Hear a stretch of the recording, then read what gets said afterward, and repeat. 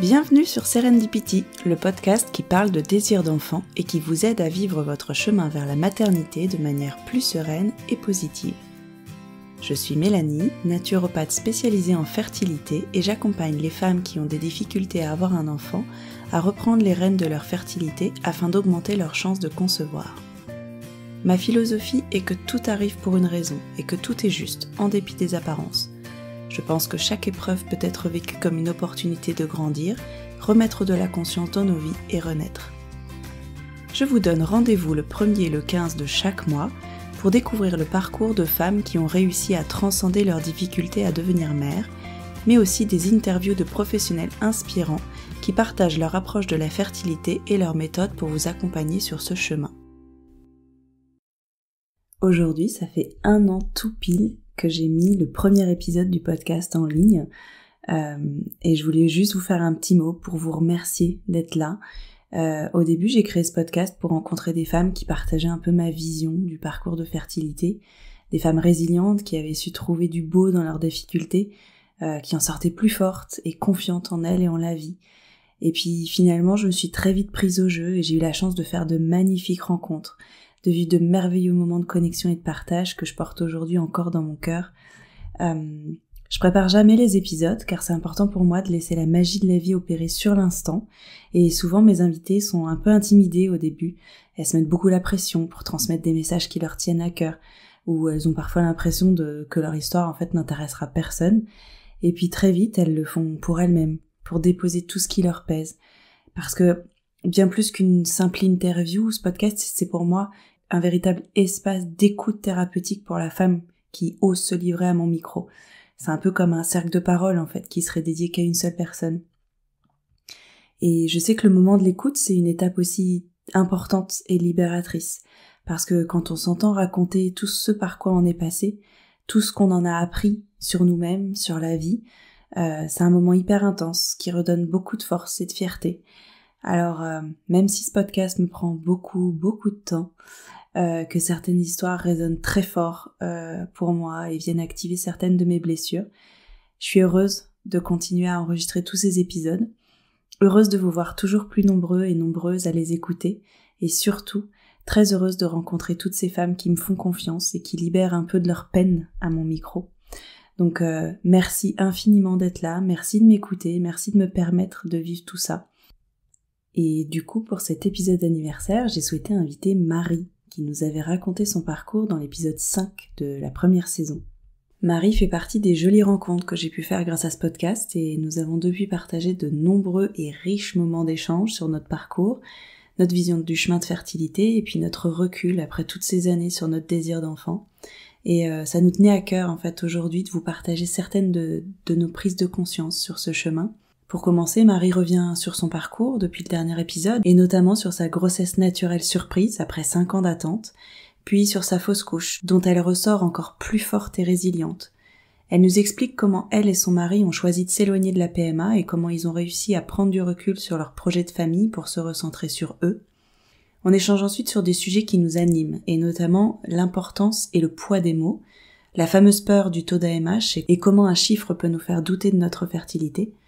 On parle aussi de notre besoin de contrôle et de maîtrise, de comment lâcher prise quand le désir d'enfant est devenu obsessionnel, ou encore de l'importance de faire les choses pour soi et de se reconnecter au présent.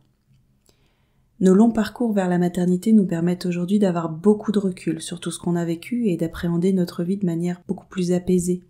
Et notre objectif dans cet épisode, c'est de vous donner de l'espoir et de vous montrer que c'est possible de vivre ce désir de maternité de manière sereine et confiante, malgré les difficultés. Au final, on vous invite à vous ouvrir à la magie de la vie et à ses surprises. Salut Marie, je suis contente de te recevoir dans le podcast. Est-ce que tu vas bien ? Bonjour Mélanie, ça va très bien, merci. C'est cool. C'est un épisode un petit peu particulier aujourd'hui puisque on fête les 1 an du podcast et puis, ça me tenait vraiment à cœur de faire cet épisode avec toi puisque tu es déjà intervenue dans le podcast pour raconter ton parcours, en septembre 2020 et on a gardé contact depuis et c'est vrai qu'il y a beaucoup de sujets qu'on partage, beaucoup de visions qu'on a en commun et du coup, voilà, je suis très contente de faire cet épisode, spécial aussi et cher à mon cœur avec toi. Mmh. Je suis très contente aussi, merci beaucoup en tout cas. Et du coup, pour commencer, est-ce que tu peux refaire une petite présentation, rapide et puis peut-être un petit point sur ton parcours pour ceux qui n'ont pas, écouté l'épisode de septembre? Et puis de toute façon, je remettrai, le lien de l'épisode, en commentaire, du podcast, de l'épisode. Mais, est-ce que tu peux refaire un petit point? Ouais. Oui, alors lorsqu'on avait échangé, c'était, oui, mi-2020. Mmh. Donc mon petit parcours, donc Mmh. par rapport à mon désir de maternité, il a commencé en 2015. Et après environ 2 années d'essais, d'analyses, d'examens en tout genre, on s'est orienté vers la PMA. Mmh. Donc pendant de 2017 à du coup 2020, on a eu un parcours PMA avec, quelques moments de pause entre-temps. Et durant ces années de PMA, on a eu recours à des stimulations ovariennes, des inséminations et des FIV-ICSI. Donc, durant, tout ce parcours par rapport aux examens, rien n'a été décelé, ni chez moi ni chez mon mari. Donc on a été, positionnés dans la case des infertilités, inexpliquées, La fameuse. la fameuse. Et donc, voilà, on s'orientait, enfin les médecins nous orientaient vers différents traitements, pour essayer d'arriver à nous donner, notre bébé. Et Mmh. voilà, ça a été, le résultat aujourd'hui, c'est que nous ne sommes toujours pas parents. Mmh. Et mais durant ces années, malgré tout, on a connu, quelques petites réussites puisque, Ouais. à la suite, de 2 FIV, il y a eu des accroches, malheureusement qui se sont soldées, par des fausses couches précoces. Mais, voilà, ça a été bien de savoir quand même que, voilà, ces traitements pouvaient, nous donner, cet espoir qu'un jour, peut-être, on accéderait à ce désir. Ouais et du coup, tu as eu des grossesses uniquement, suite à des protocoles PMA? Alors non, justement. En fait, donc ce qui s'est passé pour, juste pour revenir un petit peu en arrière, quand on a commencé en PMA, moi j'avais un esprit très, j'étais très obsédée, clairement par l'envie d'être mère. Donc ça, Mmh. c'était en 2017 quand on a commencé le parcours. Et au fil du temps, assez rapidement, au début de parcours, je me suis un petit peu orientée vers, des médecines alternatives, et puis, des pratiques, notamment la pratique du yoga, qui permettait aussi de m'apaiser durant tout ce parcours, et en même temps de découvrir l'importance de la respiration, de la méditation aussi. Voilà, donc le yoga mixé avec, les médecines, alternatives. Il y a eu la sophrologie au début et puis après je me suis tournée un petit peu vers, le magnétisme. J'ai rencontré, un énergéticien, 2 énergéticiens. Voilà, ça m'a permis en fait, de m'accompagner, durant tout ce processus, qu'est la PMA et qu'on découvre au fur et à mesure où on le vit finalement Mmh. puisque, c'est typiquement quelque chose qu'on ne peut pas, imaginer, tant C'est qu'on sûr. ne l'a pas vécu. Donc voilà, donc ça a été, j'ai mêlé, tous ces aspects un peu bien-être, retour à soi avec ce processus médical. Et D'accord. comme je le disais, en fait, en 2018, on a fait une pause d'une année complète, où on n'a pas du tout, fait de traitement et autres au niveau de la PMA. Donc ça a été l'année où finalement il y a eu beaucoup de choses qui ont émergé, notamment, de réaliser à quel point je ne faisais que penser à ce projet de vouloir être mère. Mmh. Et typiquement, qui commençait sérieusement à m'étouffer. Et je pense que c'est pas un hasard que cette prise de conscience est arrivée au moment où, voilà, on a pris du recul avec cet aspect médicalisé.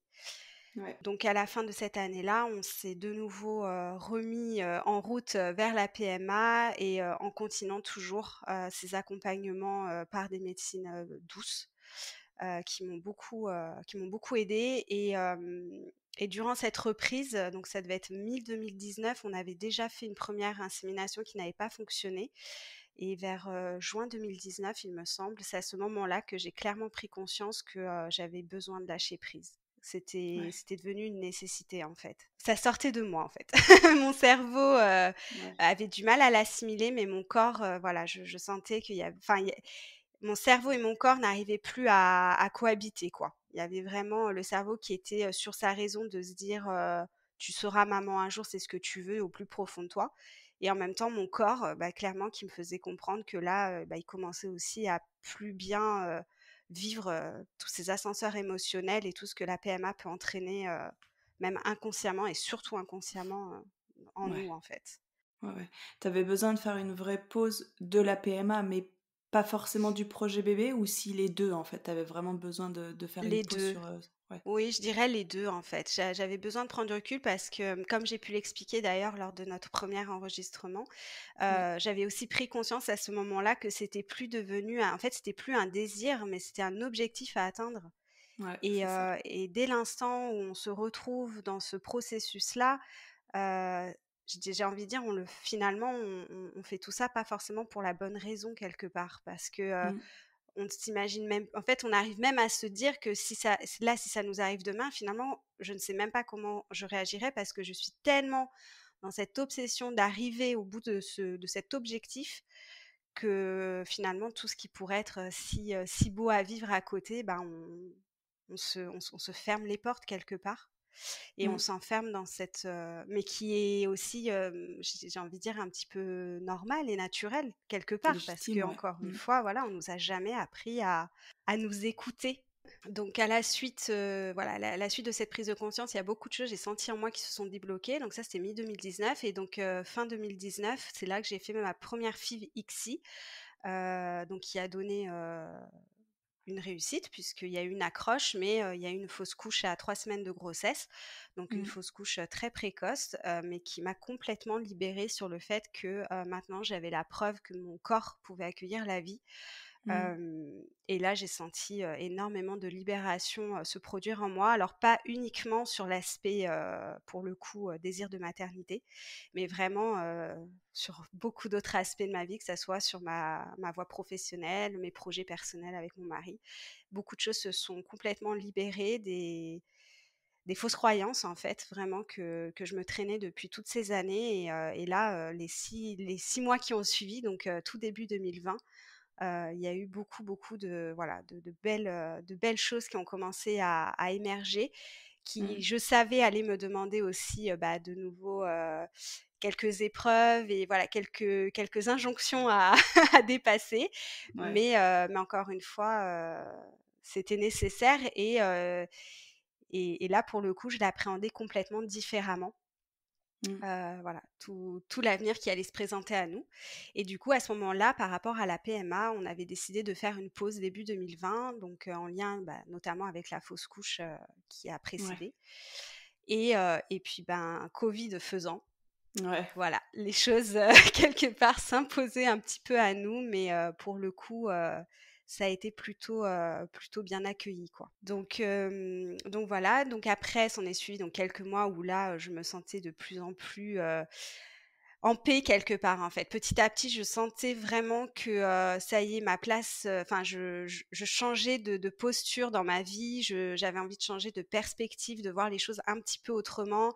J'ai commencé aussi à cette période-là, comme quoi rien n'est un hasard, à rencontrer aussi de belles personnes, des personnes qui m'ont vraiment permise de bah, en fait, un petit peu de me révéler aussi à moi-même quelque part, en fait, de Ouais. réveiller cette Marie qui était endormie toutes ces années, là, sur le côté et enfin, voilà, qui pouvait enfin émerger telle qu'elle était Et c'est là où j'ai vraiment fait, je pense, une des plus belles rencontres qui a été la mienne à ce moment-là et de me dire: «OK, maintenant, voilà, je je suis loin d'être vieille». Je ne le serai jamais d'ailleurs. Clairement. Voilà. Et j'ai la vie devant moi et je suis en bonne santé avec mon chéri, tout va pour le mieux. Donc c'est là où vraiment, finalement, les choses les plus simples qui sont juste devant nos yeux, ben, voilà. Est-ce que c'est pas ça le pur bonheur et l'accomplissement, en fait, quelque part Ouais, dans sa vie? C'est ce sentiment de sérénité, de bien-être et juste de vivre, quoi. ouais, clairement. Et donc quelques mois plus tard, donc en fin d'année, donc c'était octobre 2020, donc là, donc c'était bien après notre, notre enregistrement d'ailleurs. Ouais, Donc là, cette période-là, on s'était décidé de se relancer, dans le parcours PMA en s'orientant toujours vers la FIV. Donc là, suite à quelques examens, le biologiste nous avait, préconisé une FIV IMSI. Pour le coup, de tous les traitements, PMA que j'ai pu, subir, celui-ci pour moi a été, le plus compliqué ouais, parce que, comme j'étais dans cette phase où ça y est, tous ces derniers mois, bah, ça y est quoi, en fait, je voyais, on va dire, ma vie sous un autre angle avec des projets, des objectifs complètement différents. Du coup, j'avais l'impression qu'il y avait un peu ce déséquilibre et pour le coup, je ne faisais peut-être pas cette FIV pour les bonnes raisons. Voilà, d'accord. j'étais pas alignée avec ce qui était en train de se passer, à la fois le changement qui se passait en moi, dans mon corps, dans ma vie et avec, bah, du coup, ce traitement qui venait me bah, remplir, cette belle vie-là que je m'étais construite ces derniers mois et voilà, ça a été un petit peu compliqué, et donc voilà, on a entamé cette FIV avec cet esprit-là. Suite à la ponction, bah, là, c'est là où j'ai vraiment réalisé que je vivais pas très bien cette FIV parce que j'ai eu du mal à m'en remettre, en fait.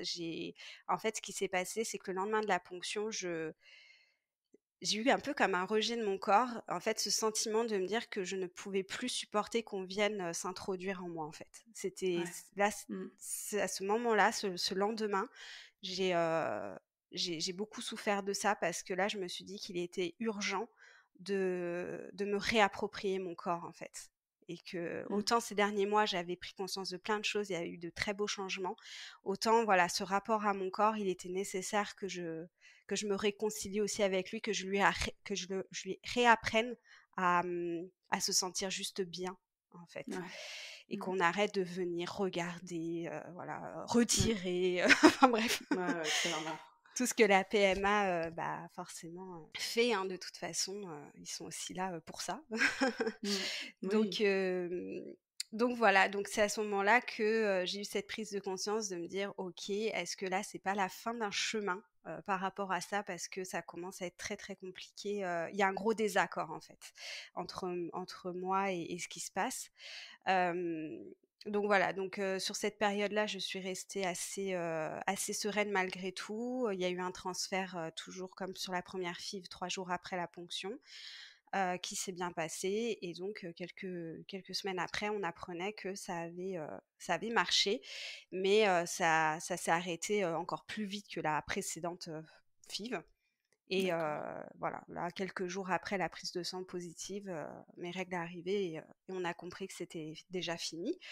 OK. Donc voilà, donc s'en est suivi des prises de sang pour contrôler, la baisse du taux Mmh.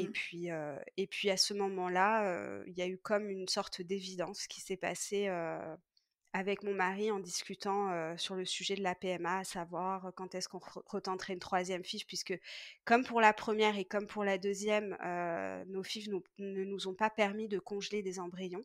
Donc Mmh ça mh. voulait dire aussi repartir sur tout le traitement avec la ponction et tout ce qui s'ensuit.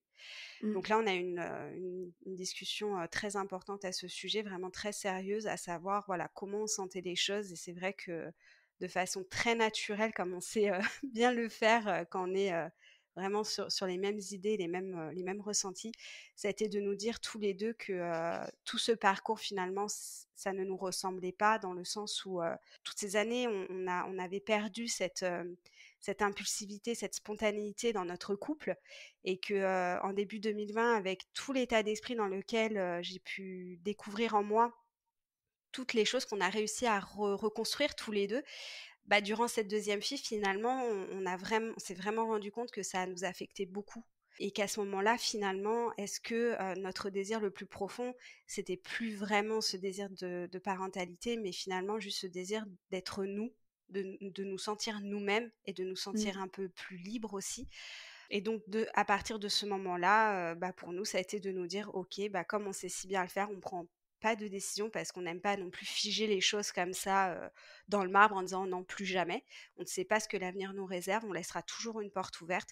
Mais à ce moment-là, donc c'était aux alentours de mi-novembre, on a vraiment pris conscience qu'on ne voulait plus suivre ce chemin en tout cas.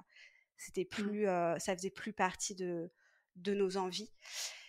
Mais ça nous demandait aussi de prendre conscience en faisant ce choix-là, on prenait aussi le risque, entre guillemets, même si c'est pas vraiment comme ça qu'on le ressentait, on prenait ce risque de se dire, bon, bah, peut-être qu'on sera jamais parent. Si on passe pas par là, peut-être qu'on le deviendra naturellement, mais peut-être pas.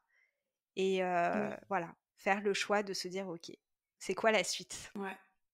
Et justement, c'est quoi la suite? Alors la suite, c'est que, suite à cette conversation, donc voilà, j'ai continué tout ce travail, en profondeur, on a eu aussi, bah, toi et moi, Ouais. des super séances, de naturopathie où ça m'a vraiment aussi permis puisque l'objectif, c'était vraiment de venir un peu nettoyer là bah, tous ces traitements qui s'étaient, complètement imprégnés dans mon corps, puis même émotionnellement, enfin de toute façon Ouais. ça vient prendre, absolument tout. Ça m'a beaucoup, beaucoup aidée. Après moi, je me suis beaucoup aussi remise dans des activités, moi, physiques qui me faisaient beaucoup de bien, notamment le fitness, le yoga, de façon très régulière parce que j'avais vraiment besoin de, voilà, comme je le disais tout à l'heure, me réapproprier mon corps, me réconcilier avec lui réapprendre un petit peu à: «Allez, viens, on va vivre une vie, elle va être plus cool, en fait. T'inquiète, Ouais. je vais prendre soin de toi». C'était vraiment dans ce sens-là et s'en est suivi, voilà, des semaines où, ça y est, je ressentais, bah, comme je le disais, cette paix intérieure, mais qui était, inexplicable et tellement profonde que j'avais juste envie de rester là, dans cet état-là, parce que j'étais juste trop bien et heu on va dire grosso modo, donc 3 semaines, hein, après tout ça, début décembre, j'ai appris que j'étais tombée enceinte naturellement par un simple retard de règles. La chose, voilà, où je me disais, bah, arrivé au bout de 5 ans et demi, où t'attends où tu ce moment et que ça arrive, tu dis: «Non, en fait, c'est Ouais, comment est-ce tu crois plus, possible, quoi, en ouais. fait?» Bah, bien sûr, c'est tellement fou, en fait et à la fois, non, c'est bien, en fait. Enfin, il y a pas c'est l'idée qu'on s'en fait, mais après voilà, ça c'est venu, voilà, tout à fait, naturellement et voilà, donc ce jour-là, quand j'ai appris, ma grossesse, bah, j'ai fait un test de grossesse, voyant, que j'avais eu mon retard, je vois le test positif et là, bon, bah, prise de sang, derrière qu'on enchaîne pour être sûre, voilà, que je rêve Mmh. pas parce que, bah, clairement de voir un test grossesse positif comme ça, tu vérifies 15 fois, si c'est vrai, s'il y a J'imagine, pas oui. une erreur et voilà, il s'en est suivi du coup, par la suite, des semaines, assez folles et voilà, où j'ai encore aujourd'hui plaisir à dire que je suis heureuse d'avoir pu vivre là tous ces instants, toutes ces semaines-là qui ont suivi, et en plus, voilà, c'était pendant la période de Noël après qui s'en est suivi. Ouais. Il y a eu ces moments forts aussi, au moment de l'année, en fait et du coup, voilà, ça a été, et là, j'ai envie de dire pour le coup, c'est un peu comme la réponse à la question qu'on se posait quelques semaines auparavant avec mon mari où on était sur cette envie de, bah, voilà, de nous éloigner tout simplement des protocoles PMA, de nous éloigner aussi de toute cette sphère en fait et Mmh. juste de revenir à nous Ouais. et étonnant ou pas, la grossesse naturelle est arrivée à ce moment-là, en fait. Ouais, c'est comme un super cadeau, qui vous dirait, «Vous avez eu raison d'y croire», quoi. C'est ça. Mmh. Un petit messager, voilà, qui vient, qui Ouais. dépose, alors juste pour l'anecdote, c'est que le Mmh. jour où j'ai appris, du coup ma grossesse, on était tellement perdus avec mon mari en fait, on était tellement sur le coup que, j'avais un rendez-vous prévu quelques semaines plus tard, pour faire un bilan de fausse couche, avec la PMA en fait, puisque à Ouais. la suite de ma deuxième fausse couche, notre médecin nous avait prescrit, voilà, toute une série d'analyses à faire Et lorsque j'ai appris ma grossesse, sachant que j'avais ce rendez-vous à la PMA quelques semaines plus tard, même si ma grossesse n'avait aucun rapport avec la PMA, j'ai appelé la PMA. Ce jour-là, je l'ai appelée parce que j'avais envie d'être rassurée, me dire que oui, c'était possible en fait. Ce qui était en train de se passer, c'était totalement possible. Et ce qui s'est passé, c'est que à ce moment-là, quand j'ai appelé le centre, la personne que j'ai eu au téléphone m'a expliqué qu'étant donné que j'avais mon rendez-vous quelques semaines après pour ce bilan de fausse couche, elle m'avait dit ça sera l'occasion de faire l'échographie. Donc, sous-entendu, le suivi du début de grossesse sera effectué au niveau de la PMA. Et alors là, vraiment, c'est vraiment pour ça que je mets la parenthèse. Pour moi, c'est important, c'est qu'en fait, à ce moment-là, j'étais pas OK du tout avec ça. Parce que tout simplement, ne serait-ce que de retourner, en fait, même c'était à un stade physique où quand j'allais à la Ouais, je clinique, comprends. c'était, je vais pas dire l'angoisse, mais je ne Le supporte plus rejet. passer. Ouais, exactement, le Mais rejet clairement, total. ouais, Mais ouais, je exactement comprends. ça. Et, et en fait, j'ai vraiment un regret, c'est celui-ci, c'est de pas m'être dit à ce moment-là, bah non, en fait, non, non, non, non, non, non, je ferai le rendez-vous de bilan de fausse couche. Par contre, le suivi, ce sera ailleurs. Mais voilà, il m'a fallu quelques semaines avant d'arriver, voilà, à prendre cette décision et de le formuler au niveau du centre parce que vraiment, j'étais pas OK avec ça, en fait. Bah ouais. Et d'autant plus que j'avais raison de pas être OK avec ça, c'est que ils m'ont demandé, comme ils savent très bien le faire et je comprends par rapport quand on est dans un protocole, d'avoir ce suivi, des taux par des prises de sang toutes les 48 heures quand une prise de sang est positive. Sauf que dans Ouais. les suivis de grossesse, on va dire plus classiques, plus général auprès d'un gynécologue obstétricien, c'est pas, ils te font pas faire autant de prises de sang, ils Non. t'en font faire 1-2 et puis ils s'arrêtent là. Après, ouais. Et là, ce qui s'est passé, c'est qu'avec mon centre, avec mes antécédents, j'ai dû faire, je crois, 5 prises de sang pour être sûre que Ouais. le taux augmentait. Et ça m'a énormément pesé, énormément. Ouais. Jusqu'à la dernière où ils m'avaient demandé de les contacter pour leur annoncer le taux et je l'avais pas fait parce que ça m'avait, j'en avais marre en fait. Je me disais non mais quelle preuve vous voulez de plus que voilà. Ouais, c'est comme s'il remettait en doute en fait cette grossesse, alors que toi, au fond, Oui, t'avais juste envie de laisser le cours des choses se faire, quoi. exactement, exactement en fait. C'était toujours, en fait, à chaque fois que je les avais au téléphone, c'était OK, c'est un bon taux, bon ben on rethèse en 48 heures. Oui, mais non en fait, laissez-moi Laissez-moi vivre mon tranquille. truc parce que là, du coup, ça me replonge aussi inconsciemment dans plein de Bien choses sûr. et Ouais, ça a dans été beaucoup de compliqué. peur, dans ouais. Oui, Mmh. oui. Donc par contre, j'avais fait le choix pour le coup de faire mes prises de sang en dehors du centre, tu vois. Ça a été Oui, c'est autant déjà voilà, le suivi, j'ai pas mis mon point sur la table tout de suite, mais là par contre pour les prises de sang, non. Donc voilà, donc s'en est suivi quelques semaines où il y a eu donc ce rendez-vous de bilan de fausse couche, qui par ailleurs n'a rien révélé de suspect ou d'anormal ou quoi que ce soit, donc toujours inexpliqué. Euh, et du coup, lors de ce rendez-vous, on a fait l'échographie de datation, il me semble qu'on l'appelle comme ça. Donc, bah, pour vérifier qu'il y avait bien un sac gestationnel, donc on voyait pas encore, l'embryon parce qu'il était trop petit. Par contre, on voyait la vésicule. C'est à la fois oui, c'était un plaisir, en même temps, c'était irréel. Voilà, c'était ouais. vraiment, bon, on savait pas trop comment on allait prendre les choses et donc la semaine qui a suivi, c'était la semaine de Noël. Donc on a passé un très joli Noël.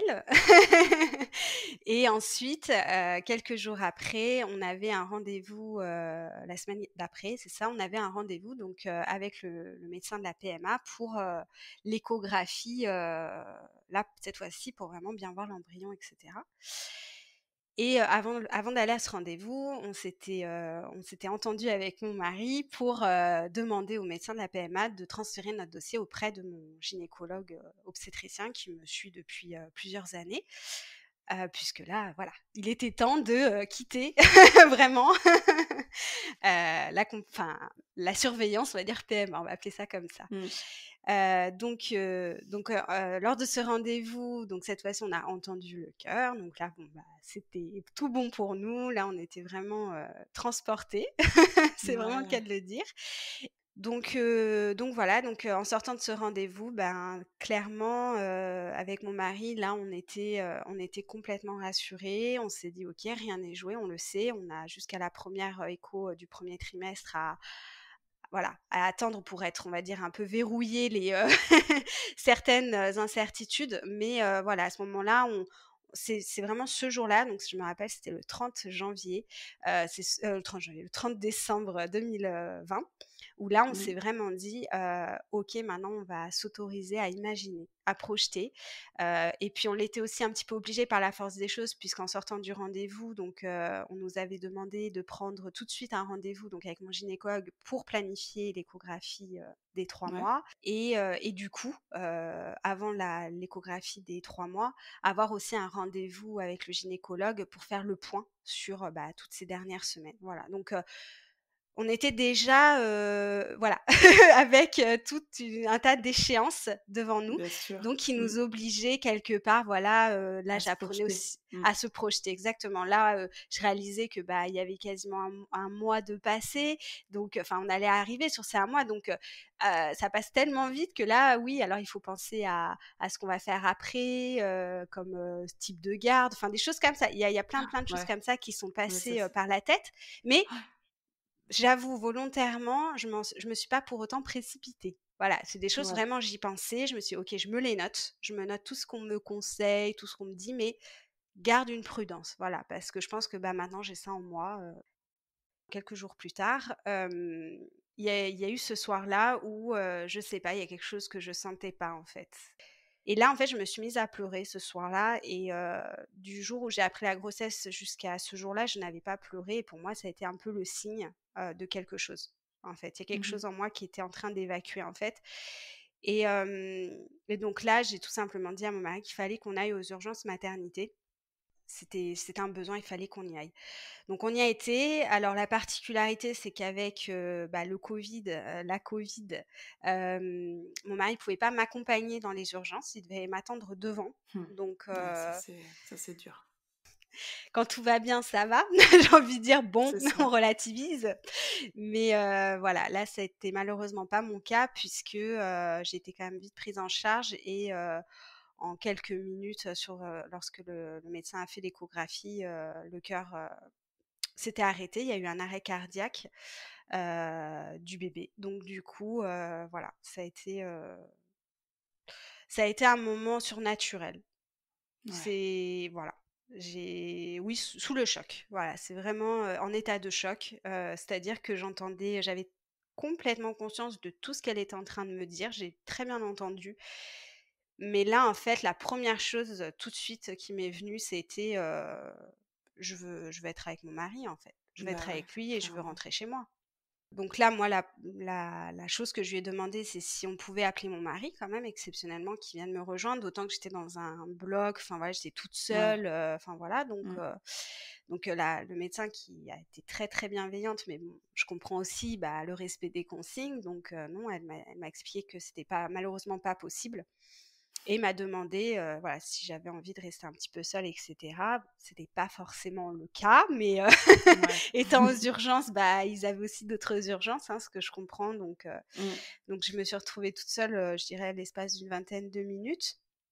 Et là, en fait, elle m'expliquait juste avant de partir, de me laisser un petit peu, elle m'a expliqué, parce que pour moi, en fait, j'entendais tout ce qu'elle me disait, mais en réalité, je comprenais pas tout. Ouais. Je comprenais pas le sens, en fait. Pour moi, Bah ouais. on venait juste de m'annoncer qu'il y a quelque chose qui s'était arrêté et j'avais juste envie de rentrer chez moi et de me mettre sous la couette, en fait. C'était Ouais. qu'on me laisse tranquille. Et là, en fait, elle m'a expliqué le problème, c'est comme s'il s'agit pas d'une fausse couche, il va falloir la provoquer. Et du coup, c'est là qu'elle m'a expliqué les 2 modes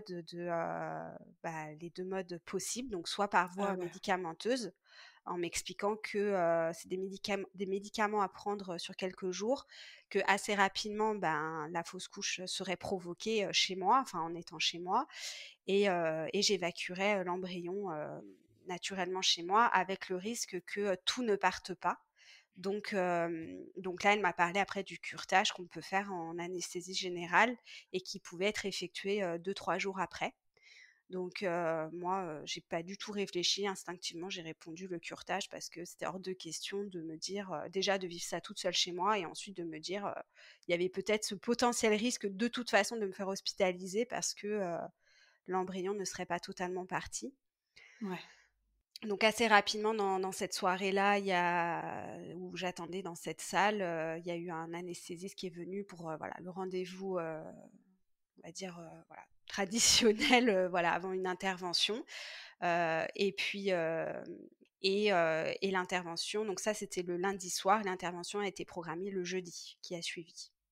D'accord. Au moment où le médecin, en fait, elle m'a laissée, elle est partie, la première chose que je me suis dite, c'est, comment je le dis à mon mari, en fait. Il était en train de je recevais ses messages sur mon téléphone, où il me demandait comment ça allait, voilà, il demandait des nouvelles.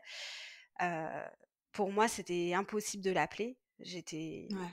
Il n'aurait pas pu comprendre ce que j'aurais dit, de toute façon. Et en même temps, je trouvais que par message, c'est cruel, quoi.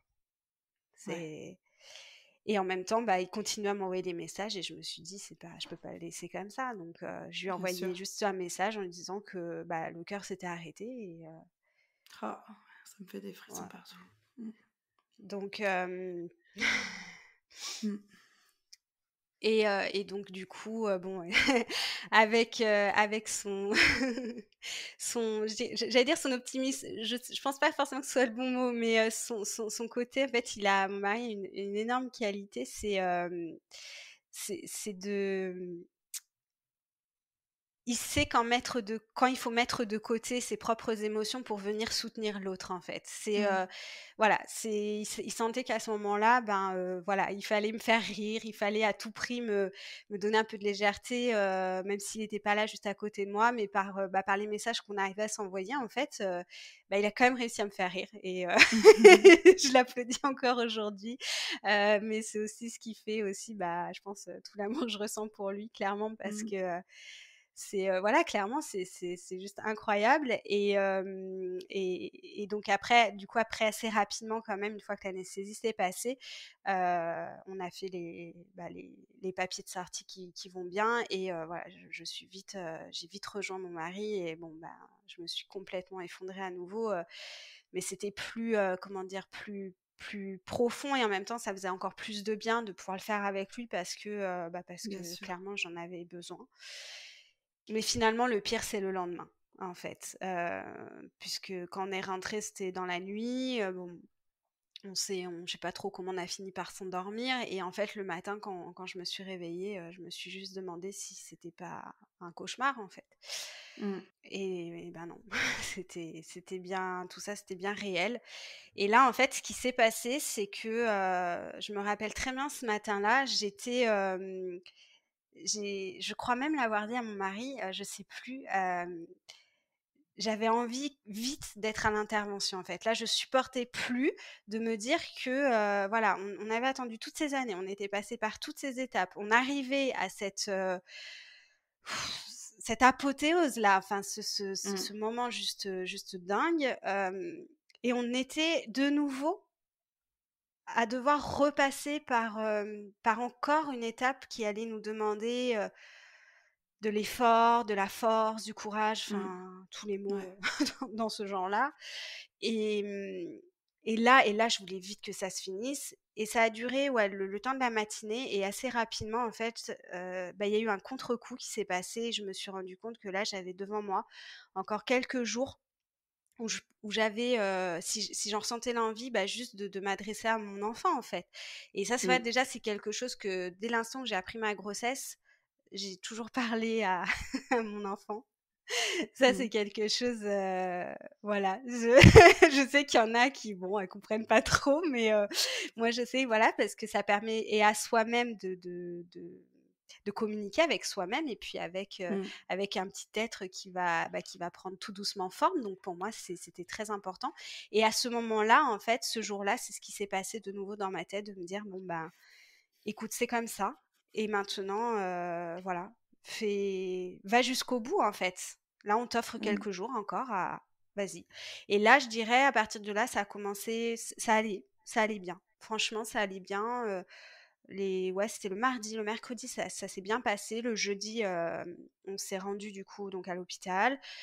Très belle prise en charge avec des personnes, extrêmement bienveillantes et j'en ai été d'ailleurs, presque bouleversée, enfin vraiment parce que waouh, quoi, ça me changeait de ce que j'avais pu connaître auparavant et voilà et à la suite de cette intervention, voilà, on nous a expliqué pour la suite, que si on souhaitait repartir sur un protocole PMA, ils nous recommandaient, d'attendre un petit peu. Bon, bah, pour nous, de toute façon, c'était pas envisagé. Donc voilà, il y avait pas de souci de ce côté-là. Et puis voilà. Et puis on est rentré, on est parti. Et donc, bah, le fameux rendez-vous qui était déjà planifié depuis un moment pour l'échographie des 3 mois avec mon gynécologue obstétricien, on l'avait maintenu puisque ben, il fallait vérifier. Voilà, il voulait faire un rendez-vous euh, après l'opération pour Ouais, voir si j'avais bien cicatrisé, puisque ça faisait grosso modo 1 mois à ce moment-là que j'avais été opérée. Et ouais. voilà, donc bah, toujours pareil, le rendez-vous qui devait être le rendez-vous du premier trimestre se transformait en rendez-vous Mmh. après curetage, quoi. Donc Ouais. bon, voilà, pareil, on a été, enfin, mon gynécologue, voilà, qu'on aime énormément, qu'on apprécie énormément depuis toutes ces années, voilà, nous a encore plus confortés dans notre envie pour la suite, dans nos projets, dans tout ça, et de nous dire, ok, ben voyons tout ça comme ben, un très beau message d'espoir. Encore une fois, c'est beaucoup de lumière aussi dans notre vie. Moi, c'est ce que j'ai dit à mon mari le lendemain où on était rentré des urgences. Ça a été de lui dire: «Je me refuse de me dire que notre année commence dans l'ombre, parce qu'à travers tout ça, il y a énormément de lumière. Là, c'est un énorme passage nuageux, vraiment, avec l'orage qui va bien et tout ce qui va avec. Mais à un moment donné, tout ça, ça va passer, ça va laisser place à toute cette lumière dans notre vie, et c'est à ça qu'il faut qu'on se raccroche, enfin qu'il faut qu'on se raccroche, c'est pas le bon terme, mais c'est ça qu'il faut, enfin pour moi, j'estime retenir en fait aujourd'hui, Ouais. et je crois que c'est ce qui nous a d'ailleurs le plus aidé après, bah, pour les semaines qui ont suivi le curetage, puisque après le curetage, je dirais, j'ai eu une semaine, bon bah là ça allait pas du tout, je vais pas mentir. Par contre, une fois passé ce cap-là, il y a eu beaucoup de choses qui se sont passées, beaucoup de choses que j'ai enclenchées aussi, des projets que j'avais tendance à laisser un peu de côté parce que j'avais pas confiance, parce que j'avais peur, parce que je savais pas Mmh. trop où ça allait me mener. Et là, je me suis dit, bah, c'est le moment en fait, c'est le moment. Donc, Mmh. on se lance, on verra où ça va mener, et puis ayons confiance. Et Mmh. voilà, et c'est une deuxième petite étoile qui est au-dessus de ma tête depuis maintenant le début de l'année, qui va me suivre, bah, qui nous suivra de toute façon toute notre vie, quoi qu'on veut, enfin, qu'on le veuille ou non, quelque part, j'ai envie de dire, parce que c'est comme ça, en tout cas, que je désire le prendre. Et finalement, tout ça, ça nous a propulsés, je dirais, encore plus sur la suite, sur l'avenir, sur le futur, sur les surprises qui peuvent nous attendre, en tout cas. Ouais, c'est beau. Mm. Merci beaucoup pour ce témoignage et pour ce partage. Du coup, aujourd'hui, vous envisagez pas de retourner enfin, de repasser par la PMA? Non, aujourd'hui, là, moi, j'ai récupéré mon dossier, d'ailleurs, médical à la PMA. D'accord. On ne sait pas ce que l'avenir nous réservera. Peut-être qu'à un moment donné, peut-être un matin, on va se lever, on va se dire, bon, on retente le coup, Mmh. ou pas. La seule chose, c'est que pour moi, la meilleure décision qu'on ait prise, c'est qu'on n'en ait prise aucune. Et juste de nous dire: Ouais, «OK, clairement. voilà, aujourd'hui, comment on se sent là? On se sent bien, on est heureux, on est bien, OK. On sait que les choses peuvent arriver naturellement. On sait aussi que si ça n'arrive pas, c'est il y a forcément des raisons, mais qu'on n'ira pas chercher non plus». Parce que Mmh. ça aussi, c'est quelque chose, je dirais en 2020 surtout, j'avais déjà pris conscience auparavant, mais encore plus l'année dernière quand il y a eu toutes ces prises de conscience, et ça a été vraiment de me dire à un moment donné, finalement, qu'est-ce que tu cherches à expliquer là où il y a rien à expliquer. Voilà, typiquement, l'infertilité inexpliquée, et c'est bien parce que j'ai l'impression qu'on le dit de plus en plus, c'est vraiment un terme pour moi qui ne veut strictement rien dire, qui n'a Mmh. aucun sens. Et Mmh. pour moi, en termes, je dirais sur un point de vue médical, qu'on nous désigne dans une case, je peux le concevoir pour les médecins en fait, parce que je Mmh. pense que eux, bah, je dirais même quelque part pour qu'ils s'y retrouvent aussi, pour qu'ils sachent un petit peu Oui, oui, comment bien sûr. orienter, etc. Bon, il y a pas de souci, mais je trouve que presque de nous le dire finalement, moi je me dis aujourd'hui avec le recul depuis 2015 qu'on essaye d'avoir un enfant, je me dis, qu'est-ce que ça m'a amené aujourd'hui de savoir que j'étais en infertilité inexpliquée? Et en fait, j'ai simplement réalisé que tout ce que ça m'a amené, ça a été des questions qui n'avaient même pas lieu de se poser, quoi. C'est-à-dire? C'est, OK, donc là, on est en train de me dire que mes examens vont bien, mon mari va bien, tout le monde va bien, OK, très bien, OK. Mmh. Qu'est-ce qu'on me propose? on va proposer des protocoles qui vont nous faire aussi subir des ascenseurs émotionnels auxquels de toute façon on ne peut Mmh. jamais vraiment se préparer. Mais en fait, à un moment donné, c'est de se dire, est-ce qu'à un moment donné, il serait pas intéressant aussi d'avoir une autre approche et de se dire, ok, je suis en infertilité inexpliquée, donc ça veut dire que je suis fertile. Et je trouve qu'en disant les mots ont vraiment de l'importance, chaque terme a son importance, et je me dis que dès l'instant où on va dire à une femme, à un couple, vous êtes fertile, je pense que leur perspective et les démarches qu'ils feront Clairement. derrière ça, elles seront bien différentes de ce qu'ils peuvent faire avec le terme d'infertilité inexpliquée, où là, ça t'amène vers d'autres chemins. Ouais, clairement, c'est vrai que bah, nous aussi, hein, on est en infertilité inexpliquée et c'est Ouais, vrai que sur le coup, bah, on te rentre dans une case et de toute façon, un peu comme ce que tu disais, t'es dans une espèce de sidération ouais, parce que c'est violent en fait, parce que les mots ont un impact et en fait, t'entends pas tellement le inexpliqué, t'entends surtout l'infertilité mmh, et tout de suite après, il te parle de PMA et du coup, tu rentres dans un espèce de tourbillon dans lequel tu te laisses c'est ça. complètement happée. Et en fait, c'est vraiment avec le recul, moi aussi, où je me suis dit, mais infertilité inexpliquée pour la médecine, en fait. Tout à fait. Vous, là, aujourd'hui, vous savez pas nous expliquer pourquoi ça ne fonctionne pas. Mmh, Mais ça veut dire aussi que ça peut fonctionner. Et ça, bon, il le cache pas. Mais ce qui m'embête aussi, moi, avec le recul, encore une fois, ça c'est notre façon de voir les choses, hein. Chacun le vit ouais, différemment. Et il n'y a aucun jugement dans ce qu'on peut penser. Ça bien nous sûr. appartient. Mmh, Mais c'est vrai qu'avec le recul, moi aussi, comme toi, j'aurais aimé juste mmh, qu'on me dise, à notre niveau, avec la médecine là, avec les progrès et le stade où on en est des connaissances de la fertilité, mmh, on n'a pas de réponse à vous donner, mais je vous encourage à aller voir, enfin, du côté de l'ostéopathie, de ouais, l'acupuncture, la naturopathie, toutes ces médecines complémentaires qui peuvent apporter un mieux-être, même la psychologie, mmh, la thérapie, quelle qu'elle soit, la sophrologie, enfin, il y a mmh, tellement de choses qui existent et complètement. qui peuvent apporter un mieux-être que je trouve que c'est assez déplorable que les médecins s'arrêtent à ça en disant bon bah ok donc là bah, on peut pas vous dire ce que vous êtes dans la case on sait Oui, pas et du coup tout ce qu'on peut vous proposer c'est la PMA oui, mais à la limite qu'ils le présentent comme ça nous à notre niveau on peut vous proposer uniquement la mmh, PMA mais vous avez tout ça comme autre choix bien et sûr, je trouve que moi en tout cas dans mon parcours j'ai pas eu cette version là c'est infertilité inexpliquée donc PMA ouais. et en fait, tu ne sais pas tout le reste qui peut exister et qui peut-être toi te correspondra mieux. Exactement, et c'est même enfin, en allant même encore plus loin dans ce sujet, moi je me suis posé à un moment donné une interrogation parce que, dans mes cycles, en fait, je fais partie des personnes, des femmes qui ont un cycle avec une phase lutéale assez courte. Donc c'est la Ouais, deuxième phase qui vient après l'ovulation, et c'est durant cette phase-là que l'embryon, ça vient s'accrocher. Donc s'accrocher, ouais. par expérience, depuis effectivement je me suis tournée, vers la naturopathie, vers, toutes ces médecines un petit peu, alternatives.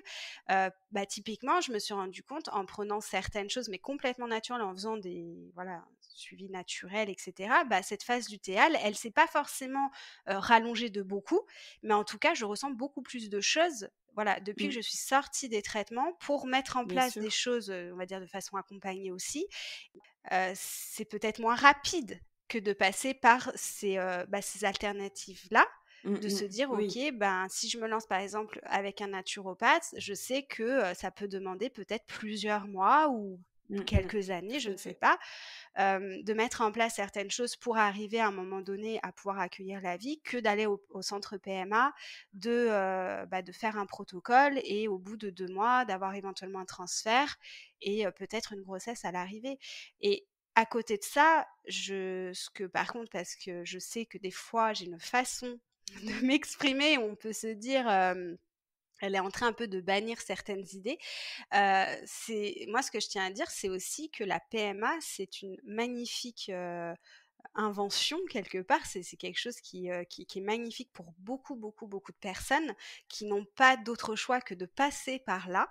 Mmh. Mais je pense qu'à partir du moment où on a le moindre doute, la moindre intuition sur ce sentiment de se dire: «En me dirigeant vers ça, je fais peut-être pas le bon choix maintenant», Mmh. il faudrait peut-être apprendre à juste se faire davantage confiance à ce niveau-là et se dire: «OK, si on ressent ça, il y a une raison. Notre corps nous envoie un message, nous essaye de nous dire quelque chose et peut-être que c'est pas là tout de suite que ça va se passer. Ça va peut-être être Mm. sur une autre phase, une autre étape, comme on disait tout à l'heure, avec toutes les alternatives qui existent. Et pour aussi, j'en reviens au mot, c'est-à-dire ça nous permettrait aussi de ne plus nous fier comme ça à des mots parce que les médecins, clairement, quand ils nous mettent Une étiquette.